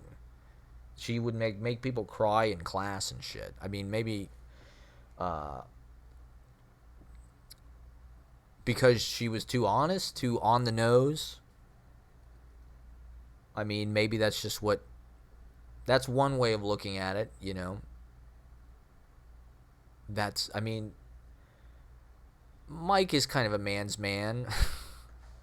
So he would maybe look at it in that way. Like, oh, I got my ass kicked, but a year later I realized, you know, it was for my own good. And I woke up and I had this kind of epiphany, and boom.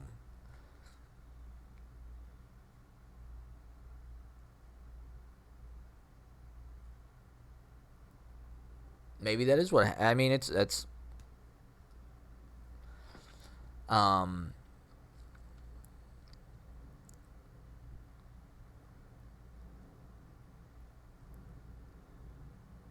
as a bastarded non-MFA holding or attending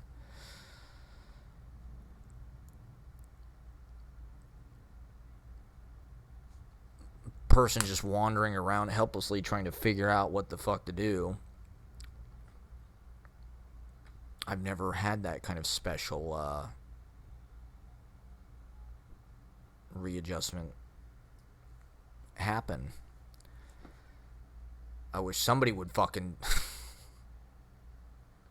But once again, Ulysses, this book's 100 years old, and I get what she was trying probably to say about form, which is that there are many forms, and you can experiment with these forms. Like Ulysses, every chapter is kind of a different form, and he kind of does each of the forms and tries them all out, and so it's not the same as handing you fucking, you know, Turco's Book of Forms or some shit.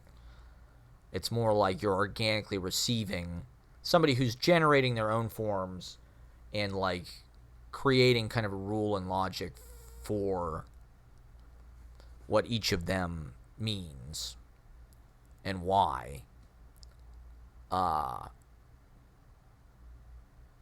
So I went up and I did my talk thing, and it was okay, but at a certain point I was just like, fuck it. I don't know, it felt like I was going to lose people or something. Maybe. I don't know. I didn't feel bad about it, but I also was like, I don't know where I'm going to go with this, and let's just read some shit. And I kind of blacked out, to be honest. I don't really remember exactly what I read. I do remember doing a 900 and a kickflip. I threw in some awesome... Because I wanted to kind of like tailor it to Coyote Blood and Mike, because, I mean, to be honest, like the New York Poetry Festival, part of it is like... I mean, I've been going since it started 10 years ago, but those guys, that rough and tumble bunch of guys, had such a history and such like a presence there that like... And I've read there a number of times, and my readings have I've learned a lot doing it. You know, it's a big showcase, and doing outside and stuff is kind of different. So every year I've kind of gotten better, maybe over the last few years. Been hosting readings, right? Had one 2018, had one 2019.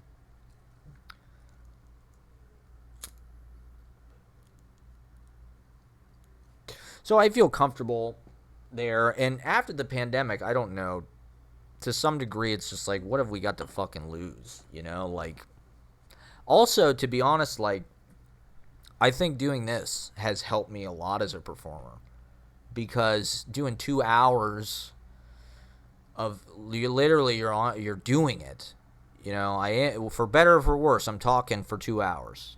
Maybe it's not always the most fascinating thing in the world, but it's like going to the gym, right? You get used to being in kind of performance, and I learned how to sort of just like, it was a lab to kind of you know, doing the karaoke stuff at the dance parties, or the doing readings, playing music, having it all kind of meld together in the live stream, doing Kids Bop, did kind of like lead into the reading, because I did some David Lee Roth kicks. You know, at New York Poetry Festival, you're on these fucking stages that are like, you're outdoors, and you're kind of high up, so you do kind of feel like you're a fucking rock star. And it's also like the harbor's there in the building, so it really encourages people to yell. I saw a lot of guys screaming during their readings throughout the weekend, because you're in the open air. And I mean, we've been pent up for years, so it's like, hey, I think we've all got the same idea in our heads, which is, hey, fuck it, carpe diem, let's just go for it. I'm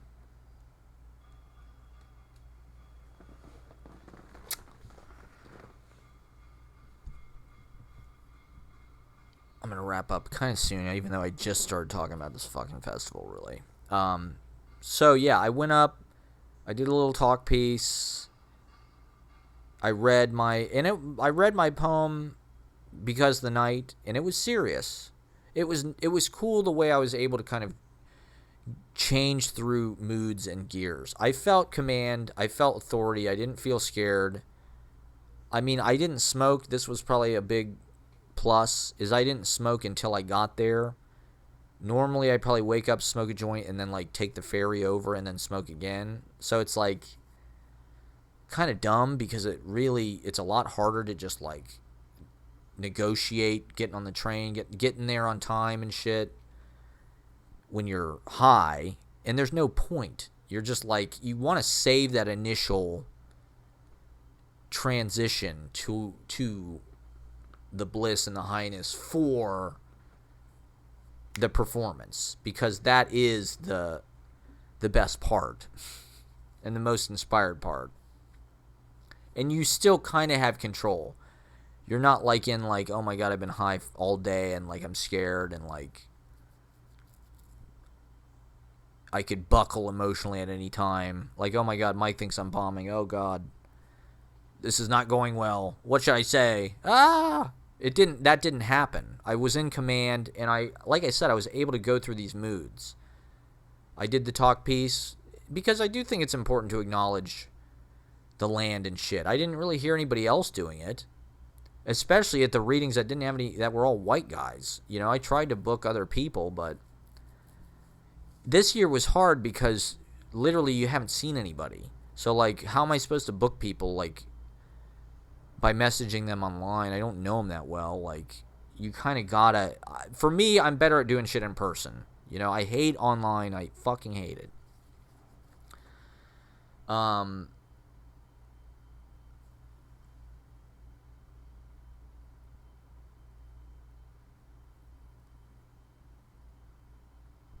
So then, yeah, I read this dramatic piece, Because the Night thing. I think that I got applause after. And there was a lot of political... I mean, obviously, the whole fucking thing basically was like political kind of things. But then I went from that. Then I kind of like busted it open and I did some crazy shit. I don't remember exactly what I even read, to be honest. But I did. I ran out in the crowd, of course. I broke the fourth wall. I did some awesome punk rock Rollins kind of growl voice. Some people came up to me. I mean, this one kid in particular came up to me at the booth the afternoon, and he looked like he'd been really affected by it, actually. He was like, did you read over on that stage? He looked like he was in high school or something. I was like, yeah. And he's like, that was amazing. I loved it. And I felt like I disappointed him in a way. I felt like I should have, like, been better about showing him that there's a future. And it gets better. You too can be a freak poet acrobat like my... Yeah, for the Coyote Blood reading, I don't know, I haven't watched it, but I thought I did pretty fucking good, to be honest. I thought I kind of iced it. It was maybe and then so at 12:30 there was Easy Paradise reading, which To be honest, those two readings together, it was probably the best readings I've ever done, to be honest. The length, like at the Coyote Blood, I got to do 15 minutes, and at Easy Paradise, I did like 10 minutes, right? My intros were not great. Like, I kind of came into the Easy Paradise with like low energy because I wanted to be serious and I wanted to be like a real reading, and I wanted to give these like academic type introductions, or at least like I wanted to talk about Don Yorty and Greg and their work, and it just it didn't really go like I thought it would. There's just too much to say, to be honest. And I don't know, it wasn't great, but I did it, whatever. They did good, I could have warmed the audience up better because they weren't at my reading. They showed up, so I had already done this whole crazy fucking thing and like already had my kind of big performance. There was probably 20 or 30 people there, maybe more. Not my big performance, but that was like my reading, right? This I was hosting, and I wasn't sure what I was going to do. Like I said, I wanted to read this YouTube transcribed piece, but I was also kind of like, is it too long? It's not really like the greatest piece of writing per se. It's more just about sharing this technique, sharing this form, and it's an avant-garde. It's like a Gertrude Stein. There's a lot of non-meaning and just kind of like sound and rhythm, and like I said, it's about sort of showing the sound and rhythm of but it has a momentum, and there are beautiful lines in it. There's things in it that really stick out. So I wanted to try it as an experiment, and so I went up. I spent about 4 minutes at the beginning doing intros and setting up the whole thing, talking about the Lenape and Nut Island and whatnot. And I introduced Greg. He went up. He did great. He read new stuff. I thought it was great, to be honest. I really did.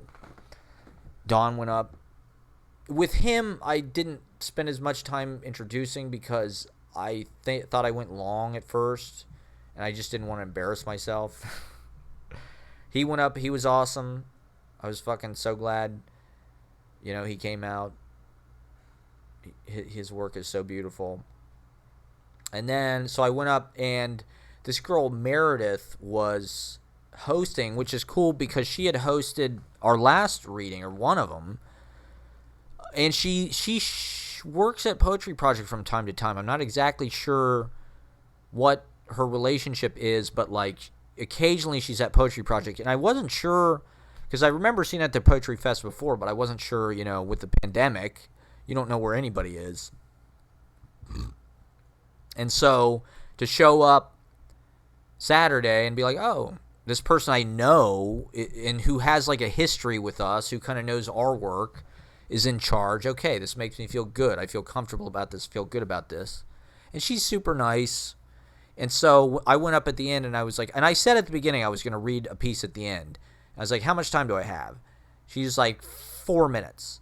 And I knew my piece was 7 minutes. But also, everybody else had been going long, or certain people didn't show up, so you had more time. So I was just like, you know what? If it's 3 minutes over, like, I think we even went on 5 minutes late. I think we went on at 1:05 or 12:35 or something. So it was like, if I go 3 minutes over, it's not going to be the fucking end of the world. Like, fuck it, man. I was in a pandemic for a year. I'm going to do this. Whatever. So I was just like, to hell with it. I jumped in with both feet, and I did my oral novel piece. And I did it, but I was like, I'll do it, but I'll do it fast. I was like, I'm going to read it like the Micro Machines guy. I'm going to read this as fast as I can, because it is meant to be just like this verbal onslaught of just like, it's like I said, it doesn't always mean anything. It's just glitch, and it's just spiel. But it covers a lot of shit, and I do think it's an interesting, it is almost like a Giorno piece in that it's just like this, like I said, this fire hose of just language.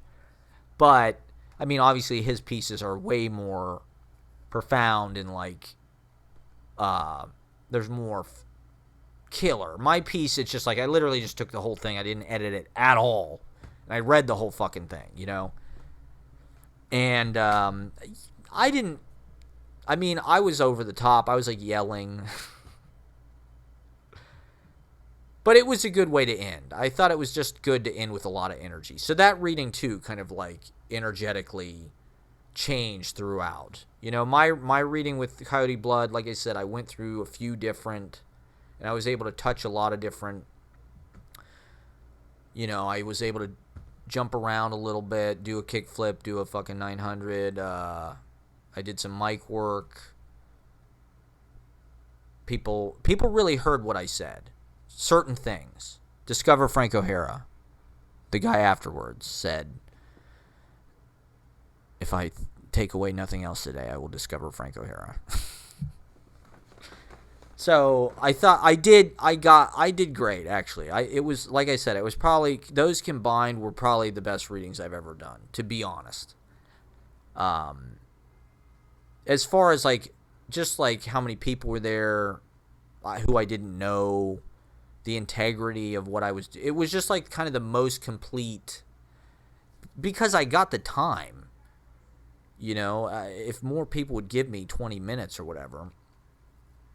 Like, the KGB bar reading wasn't bad, but it was kind of, it didn't necessarily have the emotional punch the whole time.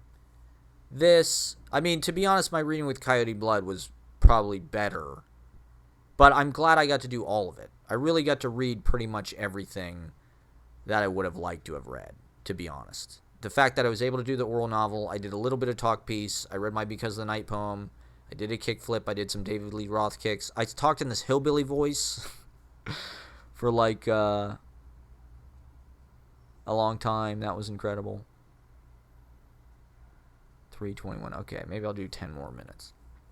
I still have to upload this, and I'm going to meet my friend in fucking tonight. Yeah, I just went. I just did it. I didn't judge anything. The voices, the schizophrenia came out.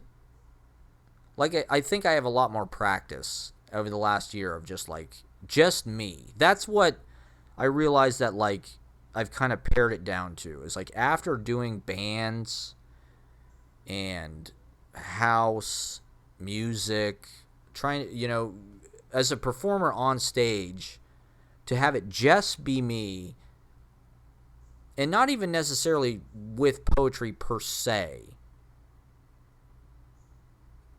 This was good because I got to do both. I got to kind of do stand-up talking, but I also got to read and sort of do interjections and voices and physicality and movement and sort of avant-garde weird forms and shapes and things. But I don't have to worry about a band or anything. You know, I'm a one-man band. So as an artist, this is kind of what I think my best shot is, to be honest. Like, the bands and shit, I don't know. That was just... And after my relationship, I feel like now people are starting to actually see who I really am. You know, after Trump era and just having all of that bullshit and the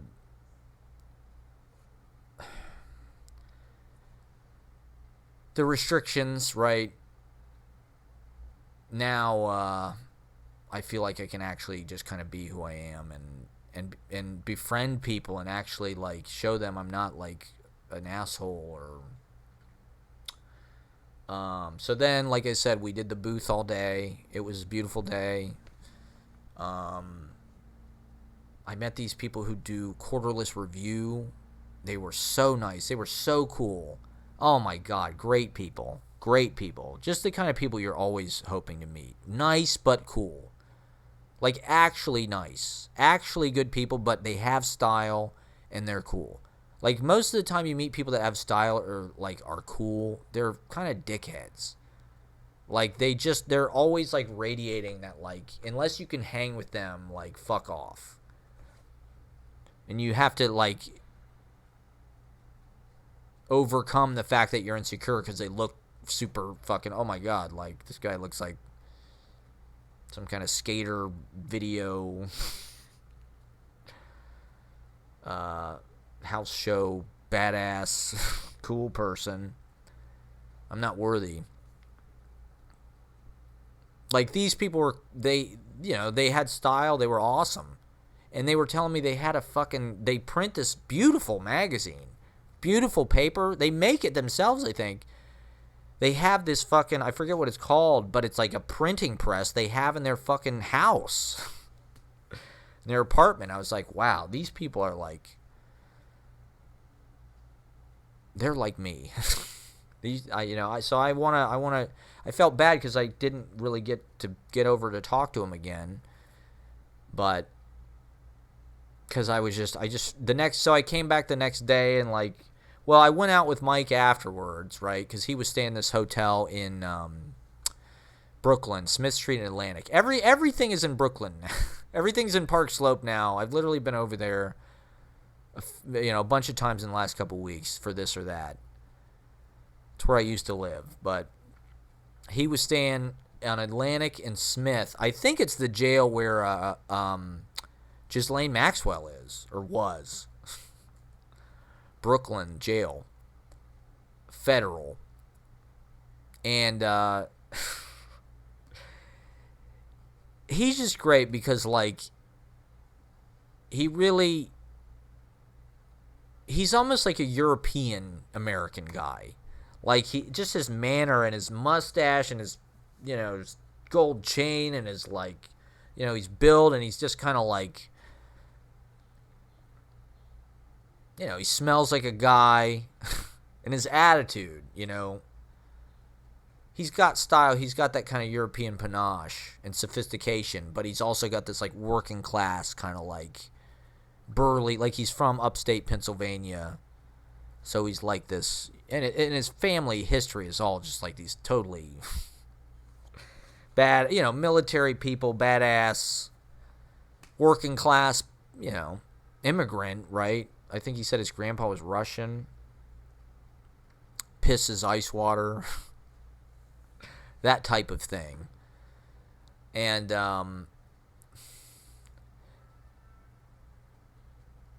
I feel like it's good and it's right. He has poetic license, right? He can do whatever he wants. He can say whatever he wants. And I think that it's good for the poets to defy norms, defy safety even, defy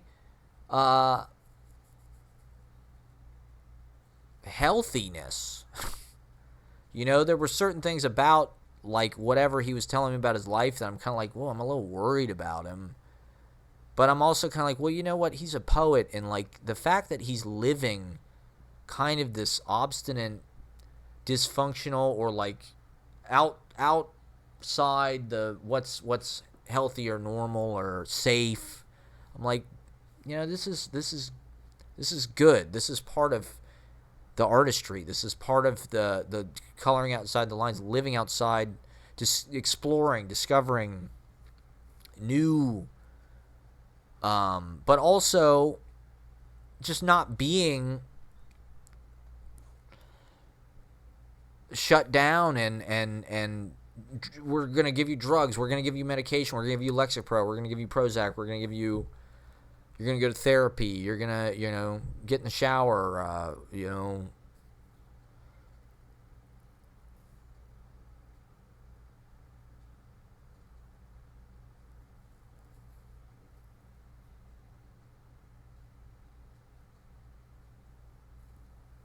wear deodorant,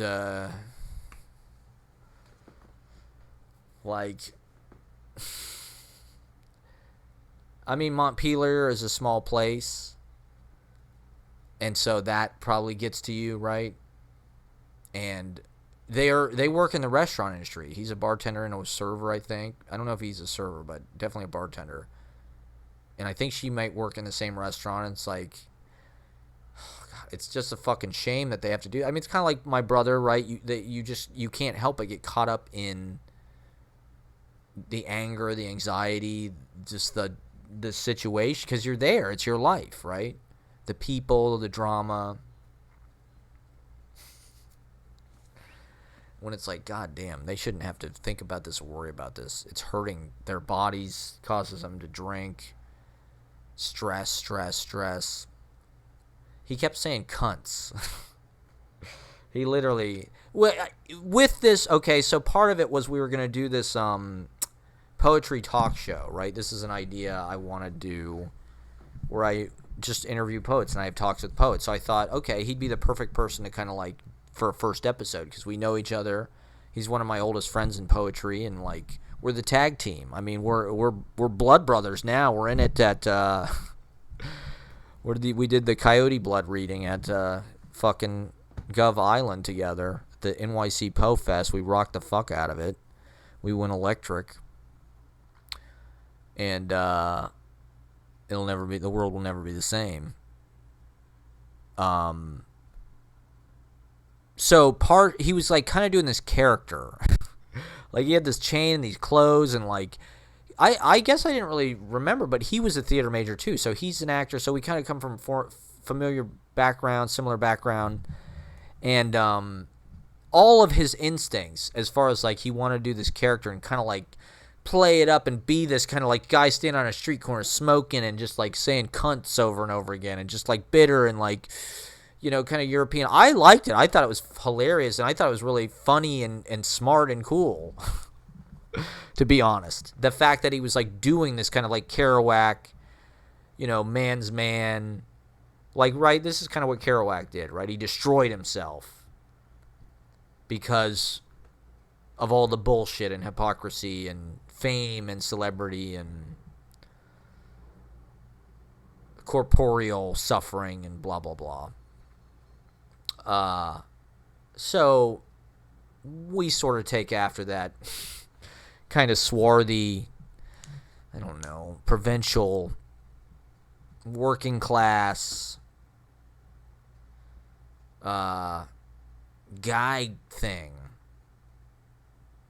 It is kind of pheromones, animalistic, not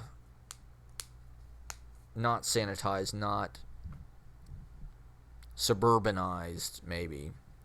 The American hygiene,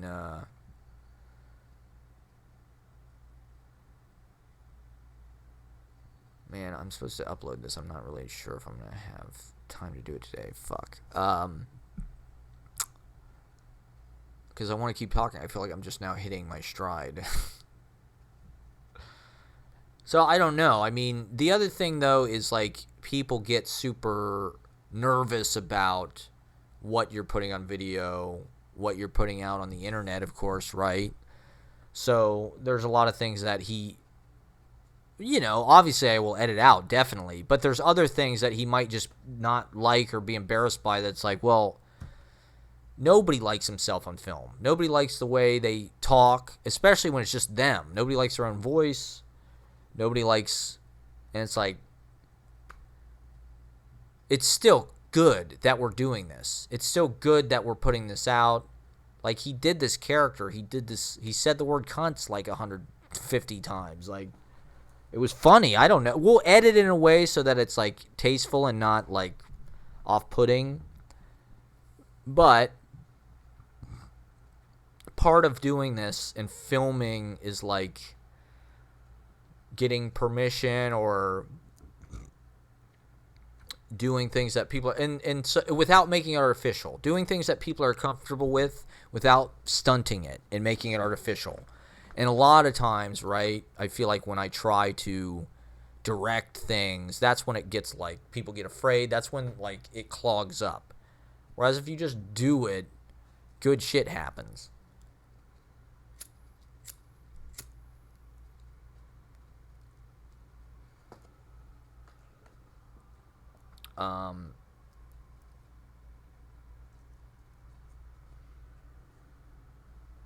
God, is there anything else? There's a lot more to talk about. I mean, so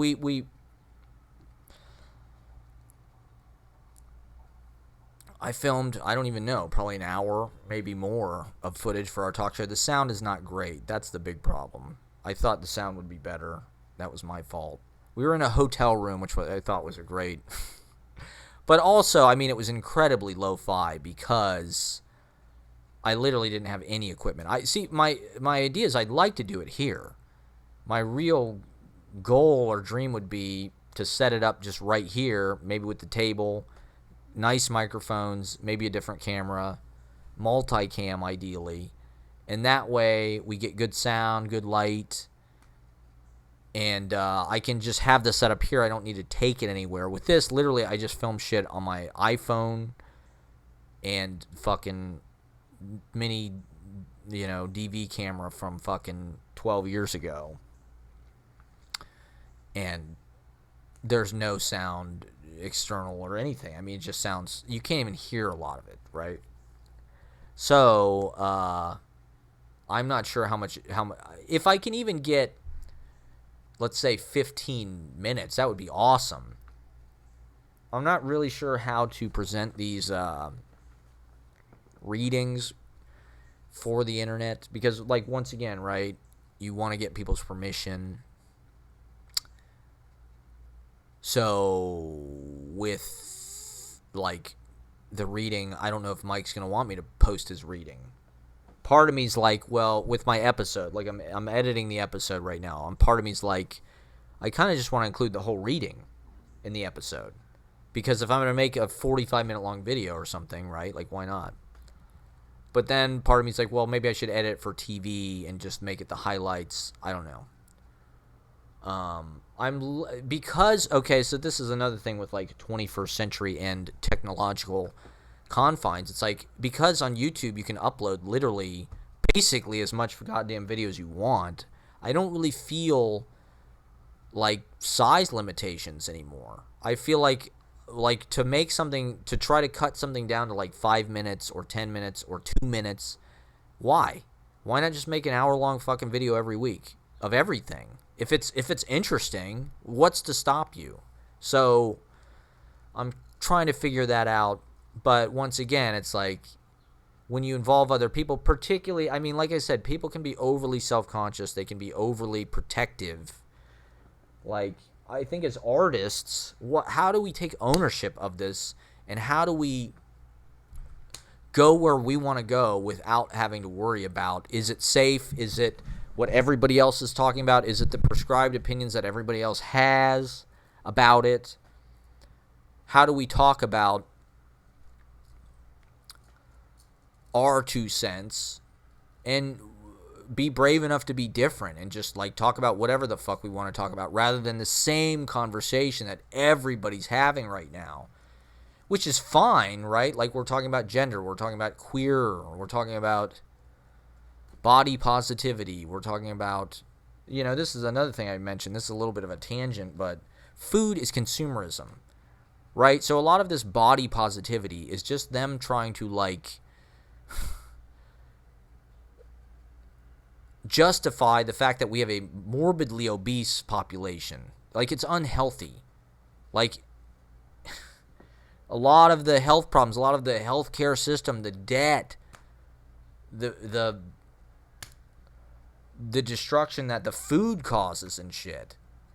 It's like, it's not great to be, I mean, I'm not saying that we should shame people, but first of all, the internet shames, it's just shaming people in different ways. It's like, instead of fat people being shamed now it's like, if you're white, you're supposed to be ashamed. I know that's a dumb thing to say, or it's just, if you have no followers, you're supposed to be ashamed. If you got no likes, you're supposed to be ashamed. If you're a bad artist, you're supposed to be ashamed. It's just other people, like, point being, okay, right, the idea being Victoria's Secret is bad because it makes fat people feel bad about themselves. Well, it's like, what do you fucking think Instagram does? It makes everybody feel bad about themselves. It's like, just because it's body positive or whatever, it's like, it's doing the same thing. It's destroying our fucking self-esteem, our mental health, right? And so, like, fat is beautiful. I'm not saying that it's not, but it's being created. It's being manufactured because food is consumerism. Economically, Americans especially like to eat as many calories as they possibly can for as low a price as they possibly can. That's America. That's value. It's the extra value meal, in fact. That's capitalism. Because everything is money. You have to have as little, you spend as little to get as much. And so I'm not saying that body positivity is not a good thing, but like, it's also not really that great to encourage it to be okay to just eat shitloads of bad food. And, oh, it's okay, you're hot. It's like, it's consumerism, just like all the other bad consumerism that's killing the planet. Food, it's just an interesting thing in our society right now because people do have guilt about it, but also people think it's like a lot more interesting. They put a lot of emotional and sensual importance on food because they lack it in other parts of their lives. We're afraid to touch each other. We're afraid to feed each other with love. We don't know how to do that. So we eat. We emotionally eat. It's carnal. It's flesh. It's your mouth. It's smell. It's sexual. Anytime I'm on the street, like eating food, the way that people look at me as they walk by is like sexual. They're thinking, oh my God, mouth watering. Oh God, I wish I had that. Where'd you get that? Because we're allowed to, because it's consumerism. I mean, we have to eat and everything, but like, it's off limits to do it in all these other ways. You can't have sex because there's all kind of red tape there. You can't really have a catharsis with anybody because we're alienated from each other.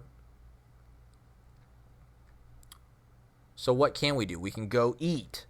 And it's one of the prime gentrification. Once a neighborhood has been completely, it's like all that's left is restaurants. And just boring people with money. It's another class thing, right? The ability to go out and sit in a restaurant is bourgeois. You have to have enough money to pay another human being to be a service worker for you. I don't like that. I feel uncomfortable with that. Like, it's not my goal to be a more accomplished consumer or a more able consumer. I don't want to get manicures or massages or pedicures or any of this shit. I think all of that shit is like, the fact that it's a money transaction, I guess, is part of what is unsettling about it. I don't equate money with, like, value. Oddly enough. In fact, I think it's misguided. A lot of the things that are accorded, like, economic value. They don't actually have value. They just, like, produce tangibility. Like, food is tangible, and it's like, in a certain way, it's non-sentient. Or definitely before you kill it, it's less, it's lower on the food chain. So it's like, it doesn't have a choice in the matter. Like, you can indulge. As an adult, I can go to the store and buy steak and ice cream, and it doesn't have to consent to let me eat it. Dating, on the other hand, you can't just order. I mean, you can. That's a whole other, sex work and things. That's part of the Samuel Delaney book point, I think. It's like there was an ecosystem for how this stuff kind of took care of itself and relieved itself. And anyway, let me get back to the poetry festival. There were these clowns there, right? They were truth clowns. And I was looking at them and I was like, I'm one of them, I think. I don't know. Is that a good place to stop? Yeah, I guess that's a good place to stop. There's probably more to talk about. Let me sit here and think for 1 second about, was there anything else I needed to talk about with the festival? I mean, Mike, they left early Sunday. They were going to the Newport Folk Fest, so it was literally just one day. We hung out in the day. We're going to try to do a New England tour. I guess Beck, his friend, the photographer, she's also a tour manager. She's done it for a lot of bands, so we could set up a potentially pretty cool... I think it'd be cool to do, like, real small towns. Like, bars in small towns. Me and Mike tag team. Maybe we'll do 2 sets each or something. She could book us into cool places. He's got a car, so if I could take the train up to Montpelier, theoretically, he could drive us on the tour. I could pay for gas and things. We could probably find a place to crash. So that could be a fun thing to do, maybe. I don't know. August, September. I don't know. When would be the smart time to do that? I was going to do my New York City Parks tour, but even if we could do a little mini tour, obviously, we had those friends in Somerville. We could do Providence, I think. I know some people there. It'd be cool to do Western Mass, upstate. Definitely Maine. Like Jonathan Richman, play a small bar in Maine. Maybe New Hampshire, Burlington, Montpelier, of course. I mean, it'd be great to do Vermont or Montreal, but my passport. I got to renew my passport to get to Montreal. How absurd. Thanks, George W. Bush, you fuck.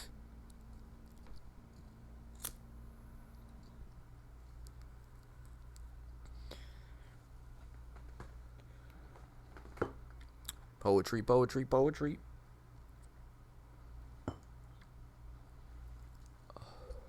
I met this one girl, and I started talking. She started talking to me. Beautiful, tall. She was like, I was like, let me give you my book. And she's like, yeah, why don't you autograph and put your phone number on it? I'll text you. So I autographed my book, and I put my phone number on it, and I gave it to this girl. She hasn't texted me yet. That's just how it goes. You get caught up in the moment and forget about it 5 minutes later. That's not how it goes for me. That's how it goes for them. Who knows what their lives are like?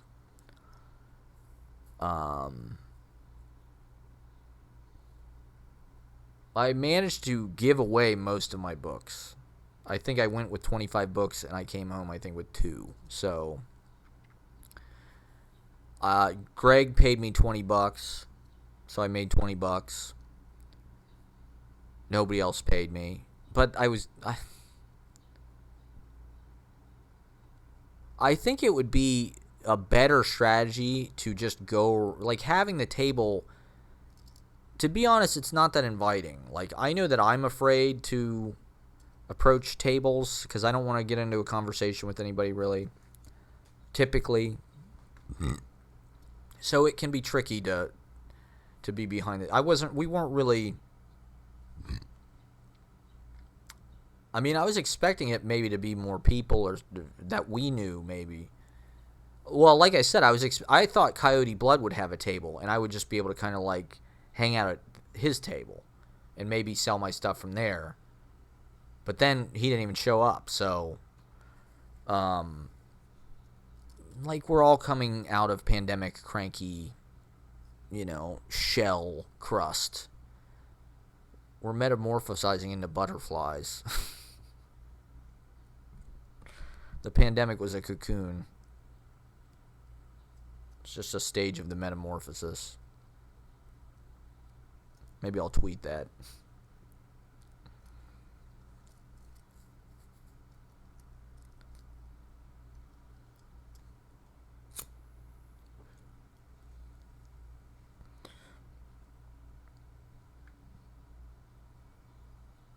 Yeah, I mean, I'd say, even though I didn't really cross out everything on the bingo card, like I said, at the very end, the very last thing that happened was I saw this woman I had met at an open mic a few years ago in Park Slope, who I remember she translated Rumi, and like she was at that time she was talking about she did some kind of poetry music performance at Carnegie Hall or something with like David Byrne. Because she, like, I don't remember if it was like Rumi Music or what, but we're Facebook friends, and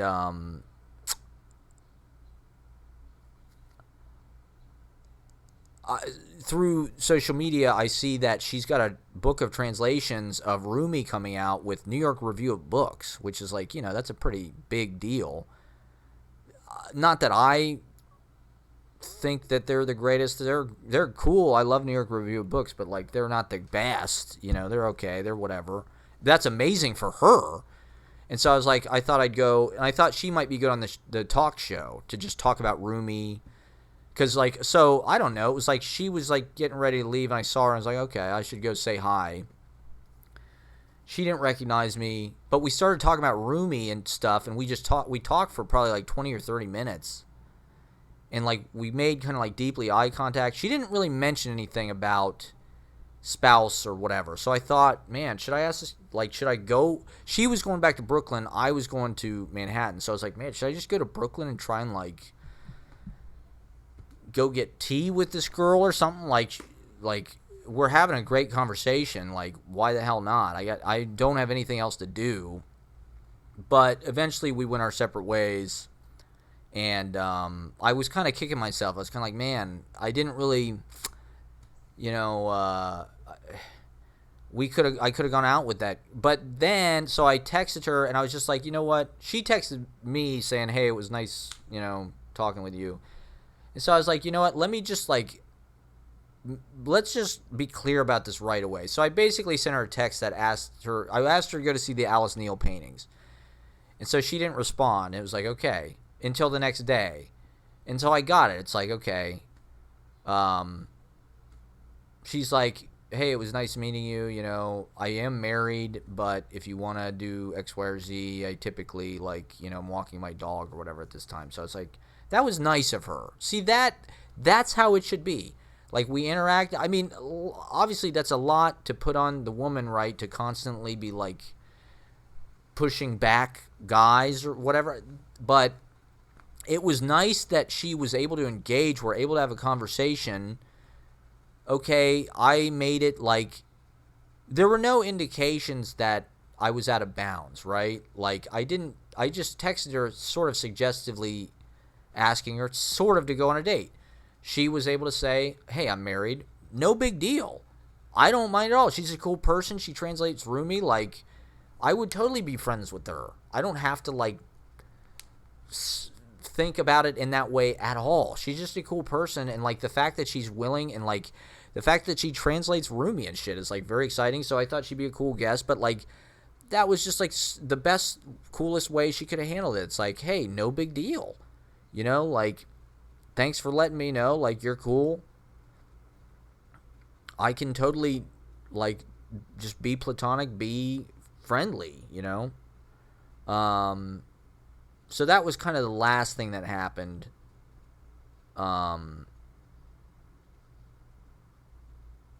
that magical circle of the weekend. It is kind of like the synergy of all the brothel thing puts kind of like a erotic intoxication into the air. And I think just having that kind of like mix of people coming out to the island to hear poetry and being enchanted by poetry all weekend, all these stages, and the hypnosis of that, and a lot of people probably don't encounter poetry that much or think about poetry, or they think it's some kind of like fake, cheesy, sacred, uptight, boring, academic, like I said, highfalutin, flourish, flowery, wisdom, whatever, greeting card wisdom. And so it's maybe an entry point, and it's a trade show. That's what Greg called it. That was kind of funny. And he's right, because you just meet the other people that make books. Like, what could be better? And they're all kind of outsiders, like those dudes from fucking Wisconsin. Awesome guys. They're doing their thing. It's not like in New York, they also have the small press fleas, which those people are more kind of like hip. Or, I don't know, they're kind of like, they all went to cool schools and they're all like the cool kids, right? Anybody who's at like Brooklyn Art Book Fair or Small Press Flea or whatever, they're all really like went to new school or something, whatever, you know. I'd like to get a table there. I'd look into it, but there are certain aspects of the New York Poetry Society thing that's like kind of, it's not my thing. I'm not that closely involved, really. But it's just an opportunity. The fact that I'm able to book a reading and host a reading and they allow me time and space and a good platform and a table, and then I get to, you know, like, no, I don't see anybody else offering me that, really. I'd love to get, you know, events like that all over the country. I'm not sure if there are a lot of things like that. It's definitely special because it's on the island. The whole ritual of it, crossing the waters, it's Whitman-esque. It's Frank O'Hara-esque. That was one thing I was thinking about, right? Frank O'Hara wrote The Day Lady Died on the ferry to Staten Island because he was reading with Robert Lowell on some college on Staten Island. And he wrote it to read it at the reading. The Day Lady Died, a total classic, right? And he read it at the reading saying, hey, you know, and Robert Lowell went up and he said, well, I'm not going to read anything, you know, I wrote fucking today, but blah, blah, blah. It's like, to me, that's an incredible story. That's something Brennan Lurber mentioned, was Sunday was exactly, I think, 55 years to the day that Frank O'Hara was killed on Fire Island. So Brendan Lorber dedicated his reading to Frank O'Hara. I thought that was really cool. We dedicated our reading to the editorial we. I'm allowed to use we with Easy Paradise because that's the editorial we. We dedicated it to Louis Warsh, who both Don and Greg knew, who passed away this year. So a lot of people mentioned in their readings like it was their first in-person thing. A lot of people said, oh, the other thing is the thing I got to mention was I wrote over on Sunday, right? A few weeks ago in page 6, there was this story, Padme Lakshmi's new mystery man. And everybody in poetry world knew who it was because it's Terrence Hayes, who I think won the Pulitzer Prize. And to be honest, I'm not familiar with his work, really. I've never really read it. But I know who he is. He was at Erica Hunt's book launch, and I overheard him talking to Ann Waldman, and then I saw the thing in page 6, and I'm like, oh man, Terrence Hayes is tearing it up. Padme Lakshmi is like very high on the list. One of the greatest women in the fucking world. And so I'm riding the ferry Sunday, and one of the featured readers is Terrence Hayes on Sunday. They paid featured readers, right? Who knows how much? Probably a couple grand to do it. And so I'm riding over on the ferry, and I realize, holy shit, sitting, you know, I'm on the top, sitting inside, and sitting near me is fucking Terrence Hayes and Padme Lakshmi. So I'm like, oh my god, I'm on the goddamn ferry with Terrence Hayes and fucking Padme Lakshmi. Like, this is insane.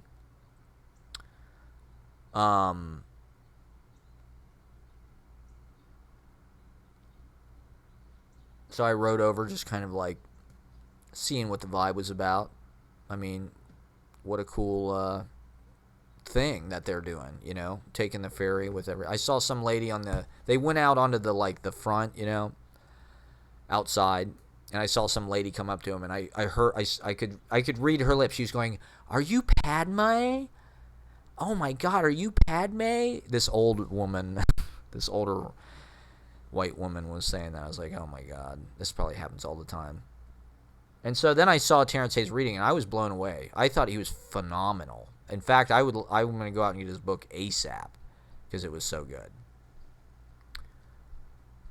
He sang at a point. I couldn't believe it. It sounded so good. It was beautiful. In the work, he had all these poems about movies he'd been watching and shit. It was phenomenal.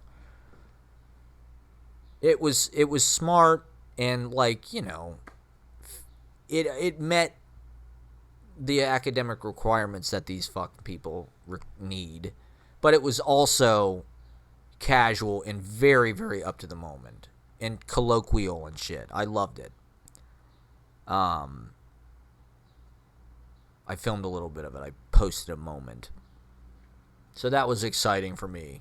I didn't get to see Padme Lakshmi at the festival itself. There's like weird VIPs and tents and shit. It looks kind of like opulent, like almost like a fucking like club culture thing, or just like a very rich person. And that's a part of New York, you know, this kind of high society aristocratic thing. So there's a little bit of that vibe, but for the most part, it's just, you know, there's people on Governor's Island just to have kind of a cool weekend recreationally. And then there's a lot of kind of like big hat Brooklyn girls who like want to have a poetry day or something. Which is fine with me. And then us, you know, they do give us a platform to put out our kind of wild and crazy vibe. And I did have a few people throughout the weekend tell me they love my reading, so I had a great time. It was really a dream come true. Here's to next year and many more. You know, we could make it a thing, you know. If Frankly Fabulous really blows up, there could be it could be like Governor's Ball or something.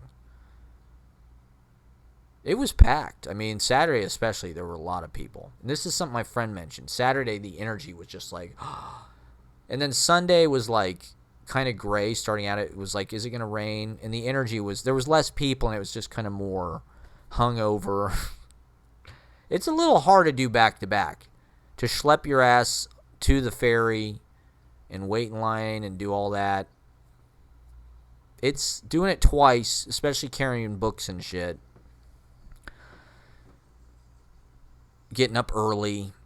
You know, it skews early. It's like 11 to like 6, which kind of sucks. It'd be nice if it could go later, but a few years ago, Brian had a fucking tent. They had like an overnight, like a contest where you could win overnight. That would have been sweet. I can't believe I missed out on that. That would have just been magical.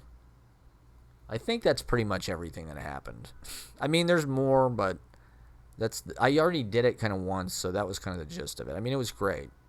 I mean, didn't cross everything off the bingo card, but there were a couple girls that came up that looked kind of like cool in Ghost World, and here's what happened. The one girl, they were looking at my Beach Trees book, and the one girl started laughing, and she like pointed to something, and her friend looked at it and read it, and then she started laughing. And I was like, what'd I say? I was curious, genuinely curious, like, holy shit. It's very hard to conceive of anybody else reading something you've written and like thinking anything about it, just like even having it register with them. So the fact that they laughed was like, holy shit, how did that happen?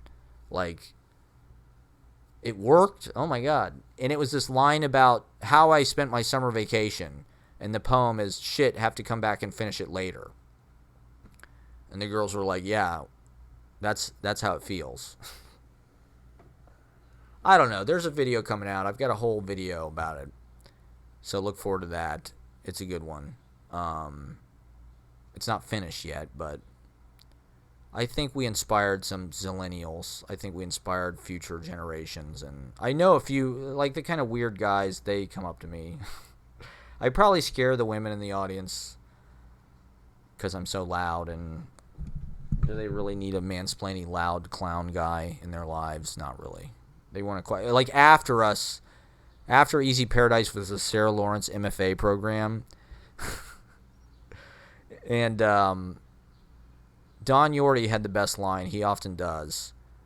He's like, "What is this? Cute boys reading bad poems?" Because it was all these guys that were like 6 foot, just like they all look like Ashton Kutcher, but like cool and like smart and shit, and kind of serious. They look dad-ish.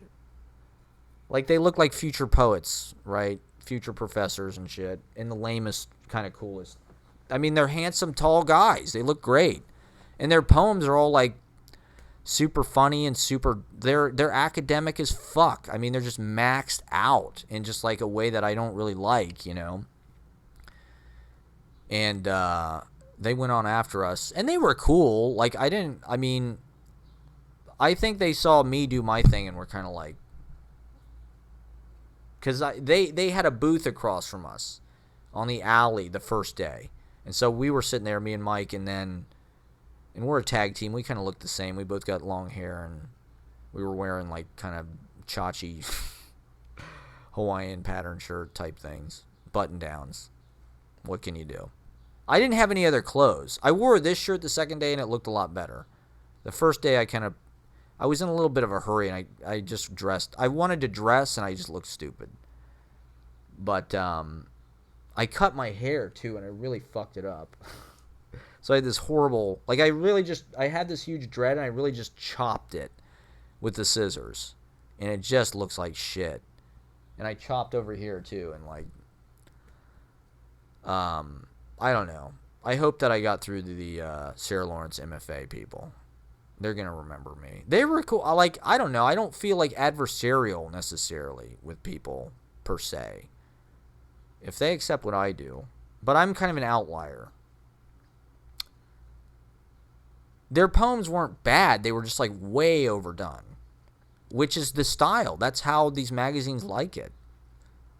And those guys are smart enough to be able to do it. Like, these schools are like finishing schools. Sarah Lawrence, Columbia, Harvard. As much as anything, they're like finishing. They're teaching you like a manner. Even NYU and shit. So, I don't know. It was kind of nice that I'm not trying to be like an abrasive, like, clown bro that's like trying to be in your face about how uptight you are. I'm trying to be friendly and embracing of everything and celebrating everything, because that is the most interesting. Whitman in Black. That's the theme this year. Whitman in Black.